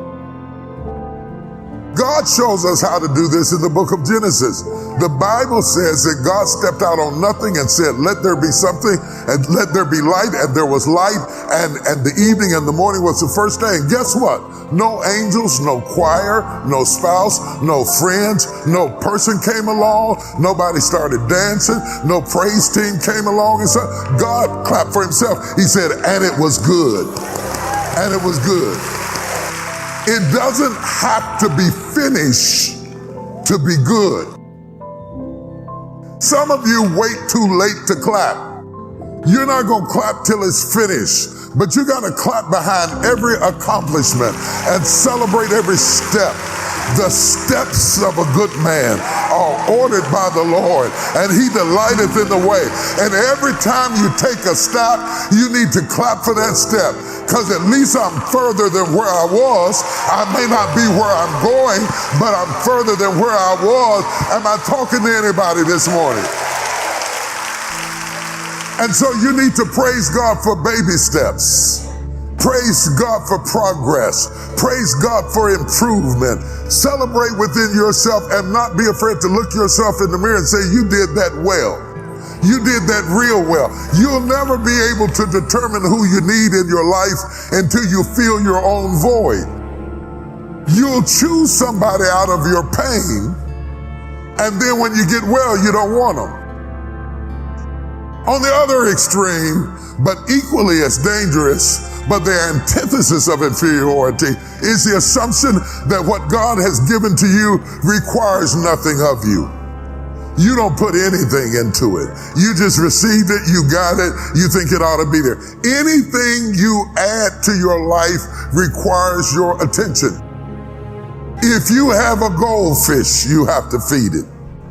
If you get a cute little puppy, you got to walk it.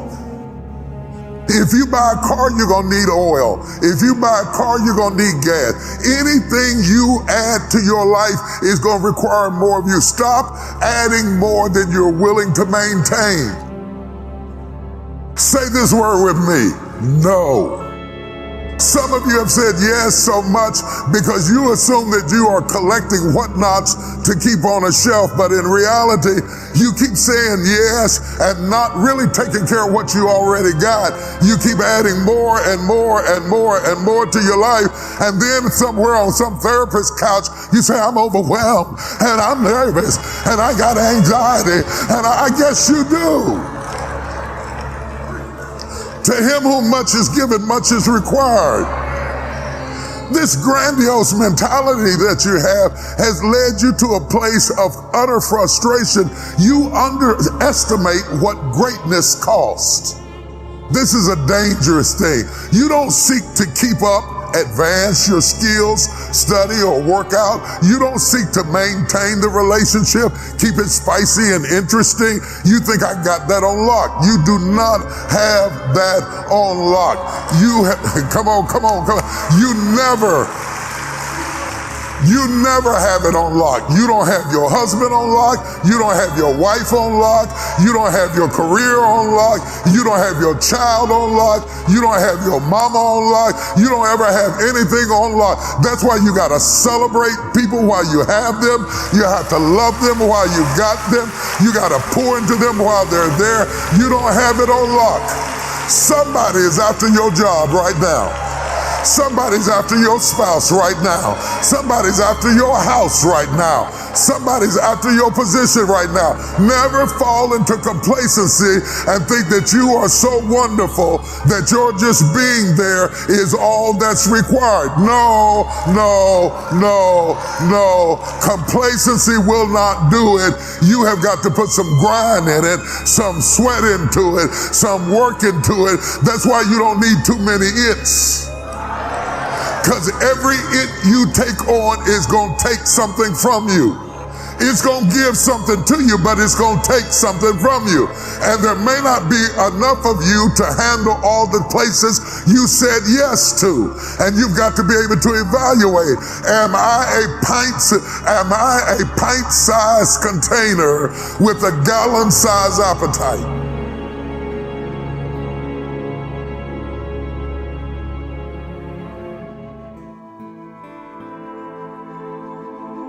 A lot of people that people think are humble are not necessarily humble. Humility is not a facial expression. Humility is not rich people wearing poor folks' clothes. Oh, hallelujah. With secret Bentleys on other islands and places and mansions you cannot see. Don't buy into the facade of humility. Humility that we buy into is often fake humility. Humility is an inner awareness of your own frailty. It is an inner awareness of your own frailty. And if you want to increase your humility, the easiest way to increase your humility is to work on your gratitude. Gratitude, being grateful, being thankful, being appreciative. What we do as a people is that we are often overly impressed with people who look humble, only to find out that they have hidden lives of great success and they wear uniforms like actors in plays because that's what you require. I choose to be myself. Life is too short to be anybody else. I wear what I like. I eat what I like. I drive what I like. I talk to who I want to talk to. I am authentically me. But in that authenticism of being me is also an awareness that everything I have, everything I own, and everything I get to do, like being here, is such a gift from God. See, you think me coming is a gift to you, but from my perspective, me being here is a gift from God. My mother would have dreamed to stand on this stage. You were just a place she read about in a book, under a bed, raised by a sharecropper, working a field they couldn't own. When you understand that, it takes away the feeling of entitlement. You must understand humility is in the story you tell yourself about yourself. Everything that matters about you, good or bad, is a result of the narrative in your head. Check out the story you tell yourself about yourself and rebuke all of the temptations that we have to be entitled. It's about time you recognize me.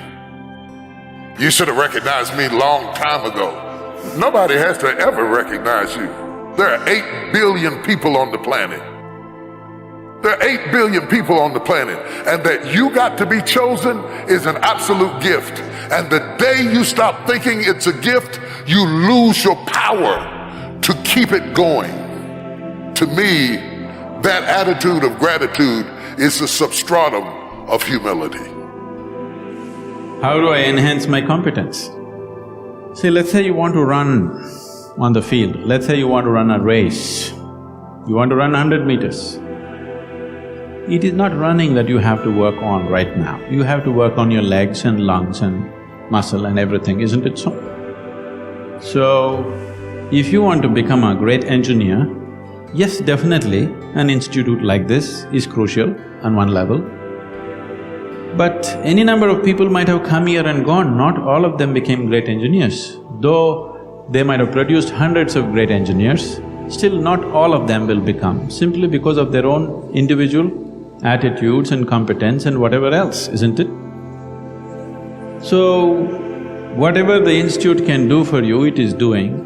One foremost thing that you need to do is to enhance your own physical and mental capabilities.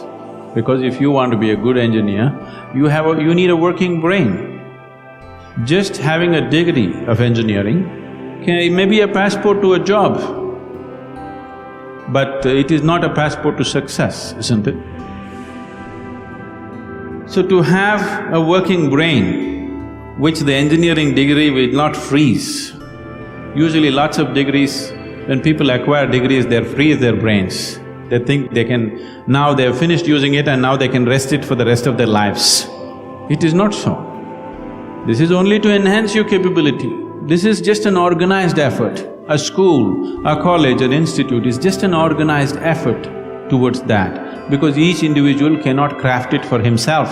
That is why an institution. Otherwise, an institution has no other purpose.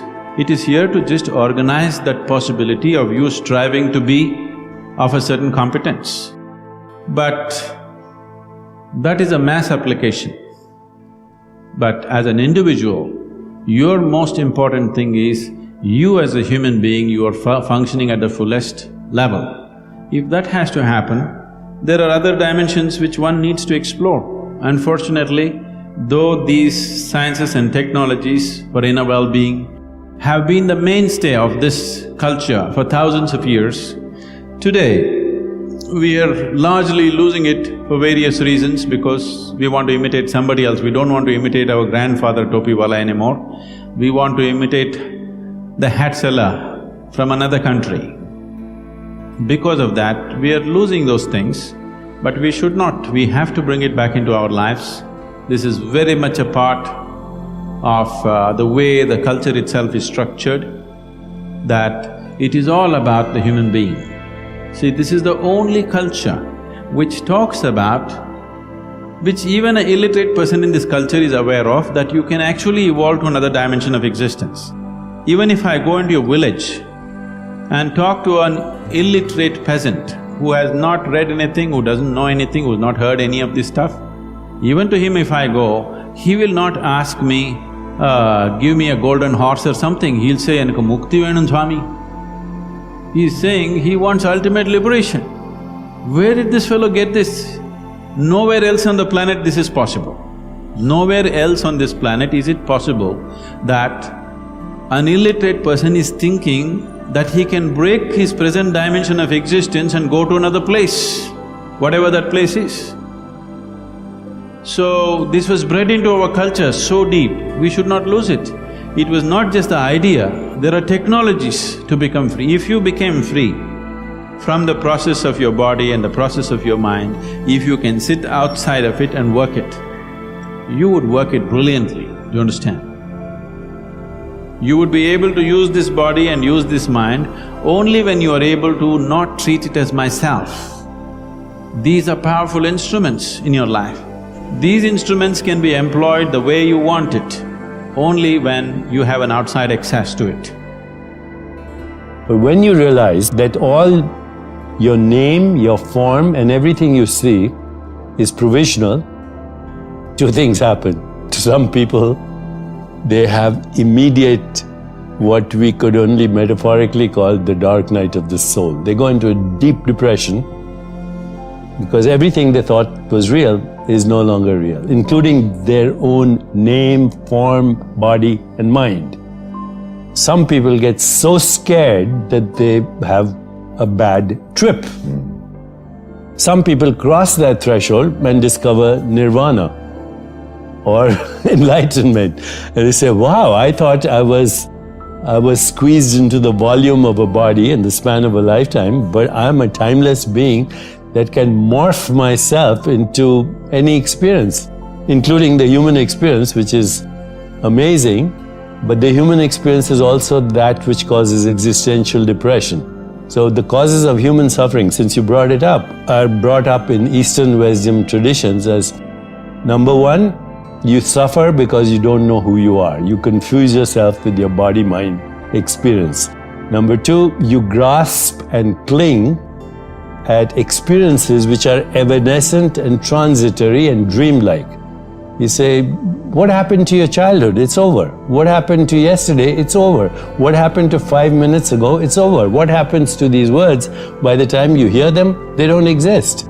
So, Wittgenstein, the German philosopher, said, we are asleep. Our life is a dream, but once in a while we wake up enough to know that we are dreaming. So what do you wake up to? When you cross this threshold, you wake up to your true self, which is not body or mind, but the awareness in which that experience is happening. So grasping and clinging at a dream is the second cause of human suffering. The third is being afraid of anything that's unpleasant, pain, abandonment, being treated by someone not respectfully. So that's, there's aversion to certain experiences. Third cause of suffering. Fourth is identifying, which is related to with your ego identity. And fifth is the fear of death. Now they're all connected. They're all the same fear. And they are not knowing who you are. This is the biggest question that humans or everybody should be asking. Who am I? What am I? Am I the changing experience of this body, which is a perceptual activity? Am I the experience of the changing mind? Or the changing personality, because you don't have the same personality when you were a kid, or maybe even 10 years ago. What is it at the basis of this? When you start that reflective self-inquiry, ask yourself, who am I? What do I want? What is my purpose? What am I grateful for? Go into the stillness of meditation, you have what wisdom traditions have called revelation, revealed truth. Now, that sounds very grand. I would say just call it insight. Meditation, mindfulness, awareness of body, awareness of mind, awareness of mental space, awareness of the web of relationship, awareness with that which we call the universe. It leads you ultimately to the awareness of awareness. And when you discover that, that's nirvana. Does someone like you do to meditate? How do you meditate? When I came to the monastery, the meditation I was taught was mantra meditation, which is chanting on beads. So I chant a mantra. And as I began the process, I realized how challenging it was to be present into the sound of the mantra and to be totally in a space, in a zone of thoughtlessness, where there's nothing bothering your mind and you're completely present and listening to the sound and totally absorbed, in the sound. I realized that it was a massive uphill task. And I think that challenge comes from the fact that we've got so used to multitasking that our mind functions on 20 tracks. So when we're just on the meditation track, there are 19 other tracks to deal with. You have your personal life, you have relationship issues, you have professional issues. There's so many things going on. You have issues coming from family, so much going on in the country. There's so much that's occupying our mental space. And when you actually want to get onto the track of meditation by kind of just putting all of this in the back seat, it becomes practically impossible. And a lot of people tell me this. And when they're trying to meditate, this is what happens to them. And I share my journey with them. This is exactly what happened to me when I started. It's been 25 years now, every single day without 1 day's gap, 1.5 hours every day. And I tell them that it's not a challenge today. It would be very high-headed to say that, okay, I've reached a state of enlightenment. When I sit for meditation, everything's kind of there and I'm totally absorbed. Very high-headed, I feel, to say that. But I did a few things that I feel can benefit those who want to really get into a deeper state of meditation. I look at meditation in two ways. A is the meditation as in the practice, and B is everything that we do in our life as meditation, And I prefer to work more on everything in my life as a meditation, which feeds into my practice of meditation. 100%. But do not neglect the practice. No, do not neglect the practice, for sure. Yeah. So, I'll tell you what I do, for instance. One meal a day, I just eat by myself. 2 meals I take with my friends, some of my monk friends, where we discuss, chat, eat. 1 meal is just by myself. The reason being, I want to be present, mindful, in the moment, to savor the entire experience of touching, feeling, smelling, tasting that food. I avoid forks and spoons as much as is possible because I want to touch and feel that experience of the food. Now, the reason I do it is because it just means no phones, no books, nobody to talk to, and just being there eating. Correct? So what I'm doing is, by just eating that 1 meal by myself, training my mind to be in the present. Like we are talking now. There's 3 meetings lined up for me tonight. And there's a restaurant called Candy and Greens at Breach Candy. The family is a very close friend, So they've just opened up a new rooftop terrace. I'm getting message after message, could you come down today evening for dinner? Right? But it's not on my mind. It's not on my mind. Nothing outside of our conversation between you and me right now is on my mind. So why do I do it? It's because right now I'm training my mind to be in the present. When I used to be in the bathroom, I would sing. Like a big thing for me used to, of course, earlier I would sing a lot of cinema and movie songs, and now I sing some spiritual songs, bhajans, whatever. And then one day I realized, hey, wait a minute, this is not right. Because neither am I into the singing, nor am I into the experience of bathing. So if I'm singing, I'm missing the experience of bathing. And if I'm bathing, I'm not into my singing. So why am I doing 2 things at the same time? I stopped singing. Just focusing on the experience of the water coming down my body and experiencing that. So to me, these little things through the day matter a lot to me. And I think that's more of meditation to me. Because then what I do here feeds into my mainstream practice of meditation. And what I do here feeds into the little things as well. So it's kind of a loop, one feeding into other. We are a social animal. We're human beings, social animal. And particularly in modern time, the reality, economy, environment, and many things heavily interdependent. That's the reality. Unlike, I think, past as the ancient time more or less independent, self-sufficient. They say not depend on your interest or your future, not depend on other. Now, completely change. So even from this selfish viewpoint, you have to take care about others' well-being. You just think yourself, the blind selfish. Think yourself, forget other, or worst thing, exploit other, cheating other, bully other. Ultimately you suffer. Through these mischievous way, you may gain some temporary benefit, but in deep inside, you feel uncomfortable. Then eventually, you truly become a lonely person. Nobody loves you. Nobody respects you. If you take care other, as a human brother, sisters, sincerely, seriously, then everybody become your friend. So, when you have truly trusted friend there, if you need something, you can ask them. If you becoming friendless or lonely person, and when you really facing some problems, nobody you can share. So ultimately we are social animal. So even other animal, no law, no education, no religion, but you see, they have some kind of feeling. Their own individual survival depend on rest of the community or herds. So they work together. I am one of the individual out of 7 billion human being.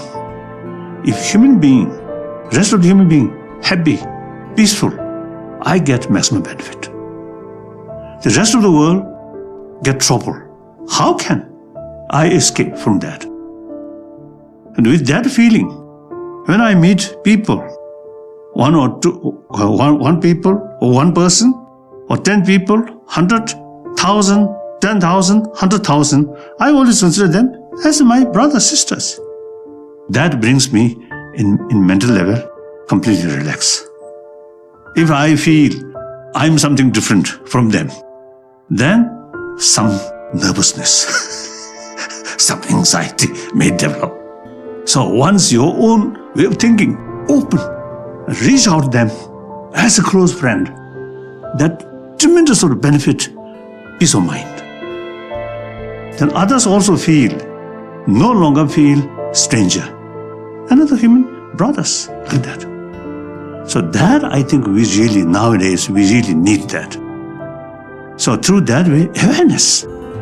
Then from children, I think youngsters, they know. Just one child remain lonely, may cry, and play with other children. Feel very happy. So that's the human nature. So sometimes we grown up, then we always calculate, if I make friendship with that, how much I get some benefit. Or make friendship, then I can exploit or something. Then genuine basis of friendship no longer there, destroyed. Basis of genuine friendship is trust. Trust depends on openness. Like that. So through these things we can train. And then the mental level, no matter what, your physical level, busy. But mental level, always calm, restful, relaxed. Immense benefit for your health. So mental health, body health, very close link. So the ultimate source of mental health is warm-heartedness. That's my belief. Maybe wrong. My friend have to more research work. I decided that I wanted to not know what we know, but what is the source of knowing. Okay, it's not what you know. What you know these days, you can look it up, go Google it.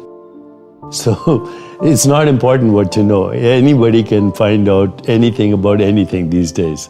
I can look up how many galaxies there are in the universe, or how does epigenetics work, or how does the brain function. That's not the key to creativity. To creativity and higher consciousness is, how do you know what you know? What is the source of knowing and experience? What is it that knows the experience of the body? What is it that knows the experience of the mind? What is it that knows the experience called the color red? And where is that experience happening? When you go past your ego identity, there's a bigger identity that is so huge, it's incomprehensible. It can't even be described. And there's a freedom and a joy that comes from that. And I had glimpses of that, but this period of intense stillness. And by the way, since then, I've kept a week of silence every year. Sometimes I do more. And that week of silence, usually in September, I do every year, just to go back to the taste of timeless being, instead of our ego identity, which we keep polishing every day now, especially these days with social media and books and promotions and you name it. Reality is one wholeness. It includes all subjects, all objects, and all modes of knowing. What we have access to is a human mode of knowing. In my book, Meta-Human, I talk about the butterfly, the painted lady, who smells the world through her antenna. Okay. Tastes the world through her feet. Sees the world with 30,000 lenses that move like a kaleidoscope. Okay. Hears the world through her wings. What is reality to that little species? Some insects see the world 360 degrees, okay, because they have these what we call complex eyes with multiple lenses, you can only see within a certain range, but there are insects that can see 360 degrees. So what is reality? Reality, what we call reality, what today's science calls reality, comes under the heading of naive realism. Einstein was a naive realist. And I'm not saying this in a derogatory fashion. It's a word in the science of philosophy. Naive realism means that the physical world exists exactly as perceived by the 5 human senses. Now, obviously, that's not true. Other species experience the world through different modes of sensory perception. The second aspect of naive realism is that the physical world, as perceived by the 5 human senses, would exist even if no one was observing it. Well, how do you prove that? And firstly, it's naive because we know that the world is more than what is perceived by the 5 human senses. So this leads us to a solution actually of the hard problem of consciousness, which is get rid of the idea that the world is physical. What we call of the world as physical, even your physical body, is a perceptual activity. And that perceptual activity for you and me is a human perceptual activity through human consciousness, not through bat consciousness, not through mosquito consciousness, not through plant consciousness, which would fit in with panpsychism. But non-dualism says, go beyond that. There is only one consciousness that is differentiating, undifferentiated consciousness, differentiating into these different species of consciousness that form a matrix of conscious beings that are collectively projecting this universe. Let one human being honestly say, when you are with your most loving parents, however doting and wonderful they were to you, that you never felt this is not where you want to be. That is a dishonest human being. Because love gets tedious, somebody's fondness gets very tedious, comfort gets tedious. Because the nature of life is, it wants to constantly expand. If there is no room for expansion, it doesn't matter you are kept in a whatever, I won't use because everybody uses the word golden palace. I think golden palace is totally unaesthetic in my my visual perception. I hate golden palace. But whatever is the most wonderful palace, or as you say Shangri-La, whatever, it'll get tedious. All the heaven-bound people, they don't know how bored they will be within 3 days in that place of goodness. So I'm saying it doesn't matter. It's not because there's something wrong with your parents. They may be most wonderful people, but the very nature of a human being is such. Only if you're a pet animal, if you have reduced yourself to that, you're just happy with the meals that you're getting and somebody is fondling you once in a way and you're happy with that. For that you must be a pet animal, you should not be born as a human being. Once you're born as a human being, it is natural wanting to break barriers. So when you're young as a child or a teenager, you think barriers means they're all physical. Before you understand, the barriers are not really physical. Whether you build your own house or you live in your parents' house or you live in a slave master's house, the house and walls are not the barrier. It is all within us. Before you realize that, or how soon you realize that, will lead to either transformation or frustration. I would say there's literally no human being who is not confronted with a thought and an emotion like that, but they manage to brush it aside. It doesn't bother them enough. The pain of not knowing doesn't tear them, that's the whole problem. They come to terms with ignorance, they make a deal with ignorance. They will build relationships where everybody will confirm this is the best way to live. Of comfort, companionship, love, affection. These are all things you're seeking. I know a whole lot of people have raised human emotions to heavens. If you say love, they say divine love. If you say joy, they say divine joy. If you say bliss, they say divine bliss. You don't need any God's help to be joyful, loving, peaceful. As a human being, you're endowed with these qualities. So all those who deprived themselves of that, they either seek God or they settle for a dog. Yeah, usually. Because they want unconditional love. This is a demand.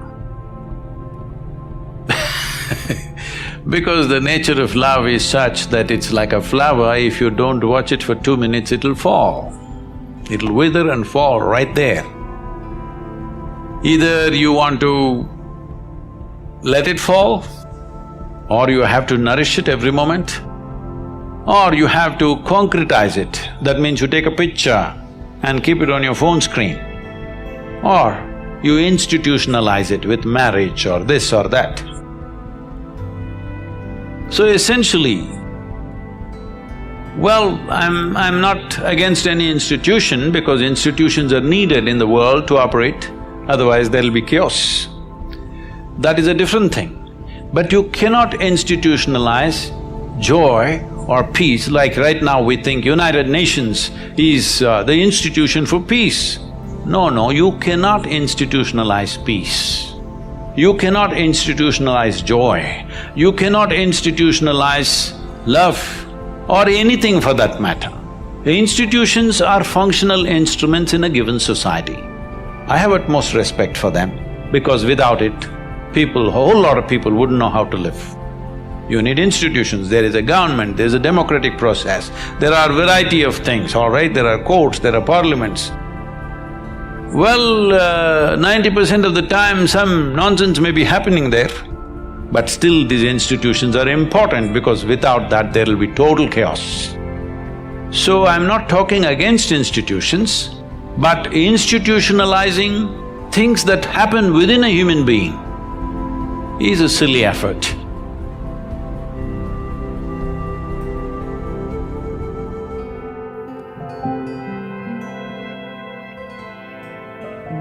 You say the ego is destined to dissolve. How so? Well, first we need to see clearly what the ego is, because sometimes people use that word and they mean different things. Yeah, they just mean you're being arrogant or… That's right. Yes. It's a much wider thing. It's not just being selfish or being arrogant or thinking yourself superior. That's a small aspect of ego. Ego is basically a self-identification with the stream of thinking. So that collectively, I would say the beginning of ego is actually described at the beginning of the Old Testament, where there is the famous story of the apple, which everybody knows, even non-Bible readers. So it is said there that they ate of the fruit of the tree of the knowledge and good and evil, and that was when they lost that state that is externalized in the Bible and called paradise. What does that mean? To me that means it is the arising of the ability to think and to differentiate between things. This is good, this is bad. To make statements like that, to make judgments like that, which is the ability to think, which is so this is a mythological description of what happened to humanity. And at first, the ability to think was not entirely bad. They lost something, they lost a deeper state of connectedness, but I don't think that deeper state of connectedness with being was lost immediately as it's described in the Bible. I believe it took a long time of increased thinking until people reached a point where they derived their entire sense of who they are from the stream of thinking. So what that looks like in a person's life is there is almost, one could say, a mind-made entity which is made up entirely of memories and past conditioning and mental concepts And this entity, which really is all made up of thinking, people derive their sense of who they are from this mind-made entity. So it's a mind image of who I am. People have split themselves in two. They think there's me and there's myself. Me and my story. The ego is the story of me that people identify with. You say in the New Earth, ego is no more than this: identification with form, which primarily means thought forms. Yes, that's right. That's what the ego is. And you say if evil has any reality, and it has a relative, not an absolute reality, this is also its definition of evil: complete identification with form. Yes. Physical forms, thought forms, emotional forms. That's right. And that this results in a total unawareness of my connectedness with the whole, my intrinsic oneness with every other, as well as with the source. This forgetfulness is original sin, suffering, or delusion. And that's, when I heard that, I thought, yes, you're right. For every evil act we've ever heard described, or when we think of people as, doing sinful things, it is because of a complete and utter disconnection, a lack of understanding that I am that person that I am attempting to violate. I am that which I am jealous of. I am that. Yes. It means you cannot sense the aliveness anymore that is in the other person.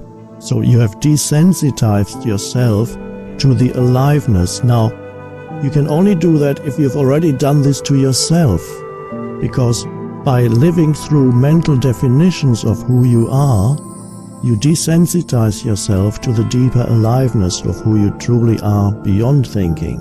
Okay. So you become, what arises then is a conceptual identity. I'm this, that, or the other. And then once you are trapped in your own conceptual identity, which is based on thinking and image making by the mind, on your past, then you do the same to others. And this is the beginning of that is always when you pronounce judgments on another person, and then you believe that judgment to be the truth, calling people, attaching labels to people. That's the beginning of desensitizing yourself to who that human being truly is. I'm having a conversation here with Eckhart Tolle, who is author of The Power of Now, of course, and A New Earth, Awakening to Your Life's Purpose. So if you are not your story, and most people, I do believe, think that they are. We live in a world where people believe I am my story. I, was born in this family, and this is where I was raised, and these are the things that happened to me, and this is what I did. If you are not your story, then who are you? That's a very good question, because you cannot deny, of course, that these things exist. Right. Your memories of the past, things that you suffered, perhaps even suffering that you might have inflicted on others. And even not all suffering, my family connections, the people I love. Yes, you have a so-called past, you have relationships, all that is fine. It is not problematic unless you become totally lost in that dimension alone. So if you have no access to a deeper sense of aliveness or beingness beyond the stream of thinking, because really all that is based on memory. All your past, how do you experience your past? You experience your past as memories. And what are memories? Memories are thoughts in your head. And there's nothing wrong with that. But if you're totally identified with all these thoughts in your head, then you are completely trapped in your past history. There's no sense of anything beyond that in your life. Right. So the important thing is, am I more than my personal history? Well, you speak in A New Earth, you speak about how advertisers are counting on us to believe in the labels, and that we identify with, particularly in our society, exclusive labels. And the more exclusive the label, the more we identify with it. Yes, that's right, because the ego wants to be special, one way or another. Every ego wants to be special. And if the ego cannot be special by being superior to others, the ego would also be quite happy with being specially miserable. So we may have seen witness people who are saying, one person says to the other, I have a headache. The other person says, you have a headache? I've had a headache for weeks. So people actually compete. Who is more miserable, you or me? That's another, it's just the ego that does that is just as big as the ego that says, I'm superior to you. Because the ego always wants to be special. So if you recognize in yourself that unconscious need to be special, then you're already half free, because when you recognize all the patterns of the ego, and specialness is one pattern of the ego, another pattern of the ego, it wants to be right all the time. Another pattern of the ego is it actually needs, it loves conflict with others. And that's an amazing thing. Of course, it's unconscious, because the ego defines itself through a boundary that it draws between this is me and that is the other. And that's an important word, because the ego needs to emphasize the otherness of the other person. And that happens on a personal level when people are suspicious of other people's motives and so on. And there's a need for enemies, which is deeply built into the ego. The ego needs enemies because it defines itself through emphasizing the otherness of others. And nations do it, religions do it. The believer, if you identify with one particular religion, and for many people religion is only a mind structure, not in its deepest sense, but for many people a religion is an ideology that they identify with, and then they need the non-believer, the other, because by having the other, they feel their own sense of identity more strongly. Right. And they need the other in order to feel their own sense of identity. Yes. More strongly. Yes. The story we tell ourselves is how we perceive the world. And so then when we create the difficulties in our life, it reaffirms the belief that life is hard, that it's really someone out there that's doing it to us, that it's a circumstance in the past that created this. Okay, let's take away the person that did it. Let's shoot him to the moon. Let's erase your past. Now what are you going to do now? You still got to do something, right? You're still alive. And I say we already know how to do this. We already know how to do this. We're wired to be creators. We're wired to do this. The thing that stops us, for the most part, in doing it is really the hormones of stress, because living in stress constantly is living in survival. And living in survival is living in emergency. In an emergency, it's not a time to create. In an emergency, it's not a time to open your heart. It's not a time to learn. It's not even a time to sit still. So most people then that are living in stress and living in survival, they can't believe in a future yet because it's not a time to create. So getting people to that point where they make up their mind, and they make up their mind enough to begin to think, there's got to be a better way. There's got to be something else. That awakening process typically happens when people reach their lowest denominator. They hit rock bottom, because then they can see themselves through the eyes of somebody else. You feel so altered, you're not returning any texts. You feel so altered, you don't want to go to dinner with your buddies. You feel so altered, you don't want to watch your favorite TV show. You're just disconnected. And that's when you start observing yourself. But my message is, why wait for that? I mean, you can learn and change in pain and suffering, or you can learn and change in joy and inspiration.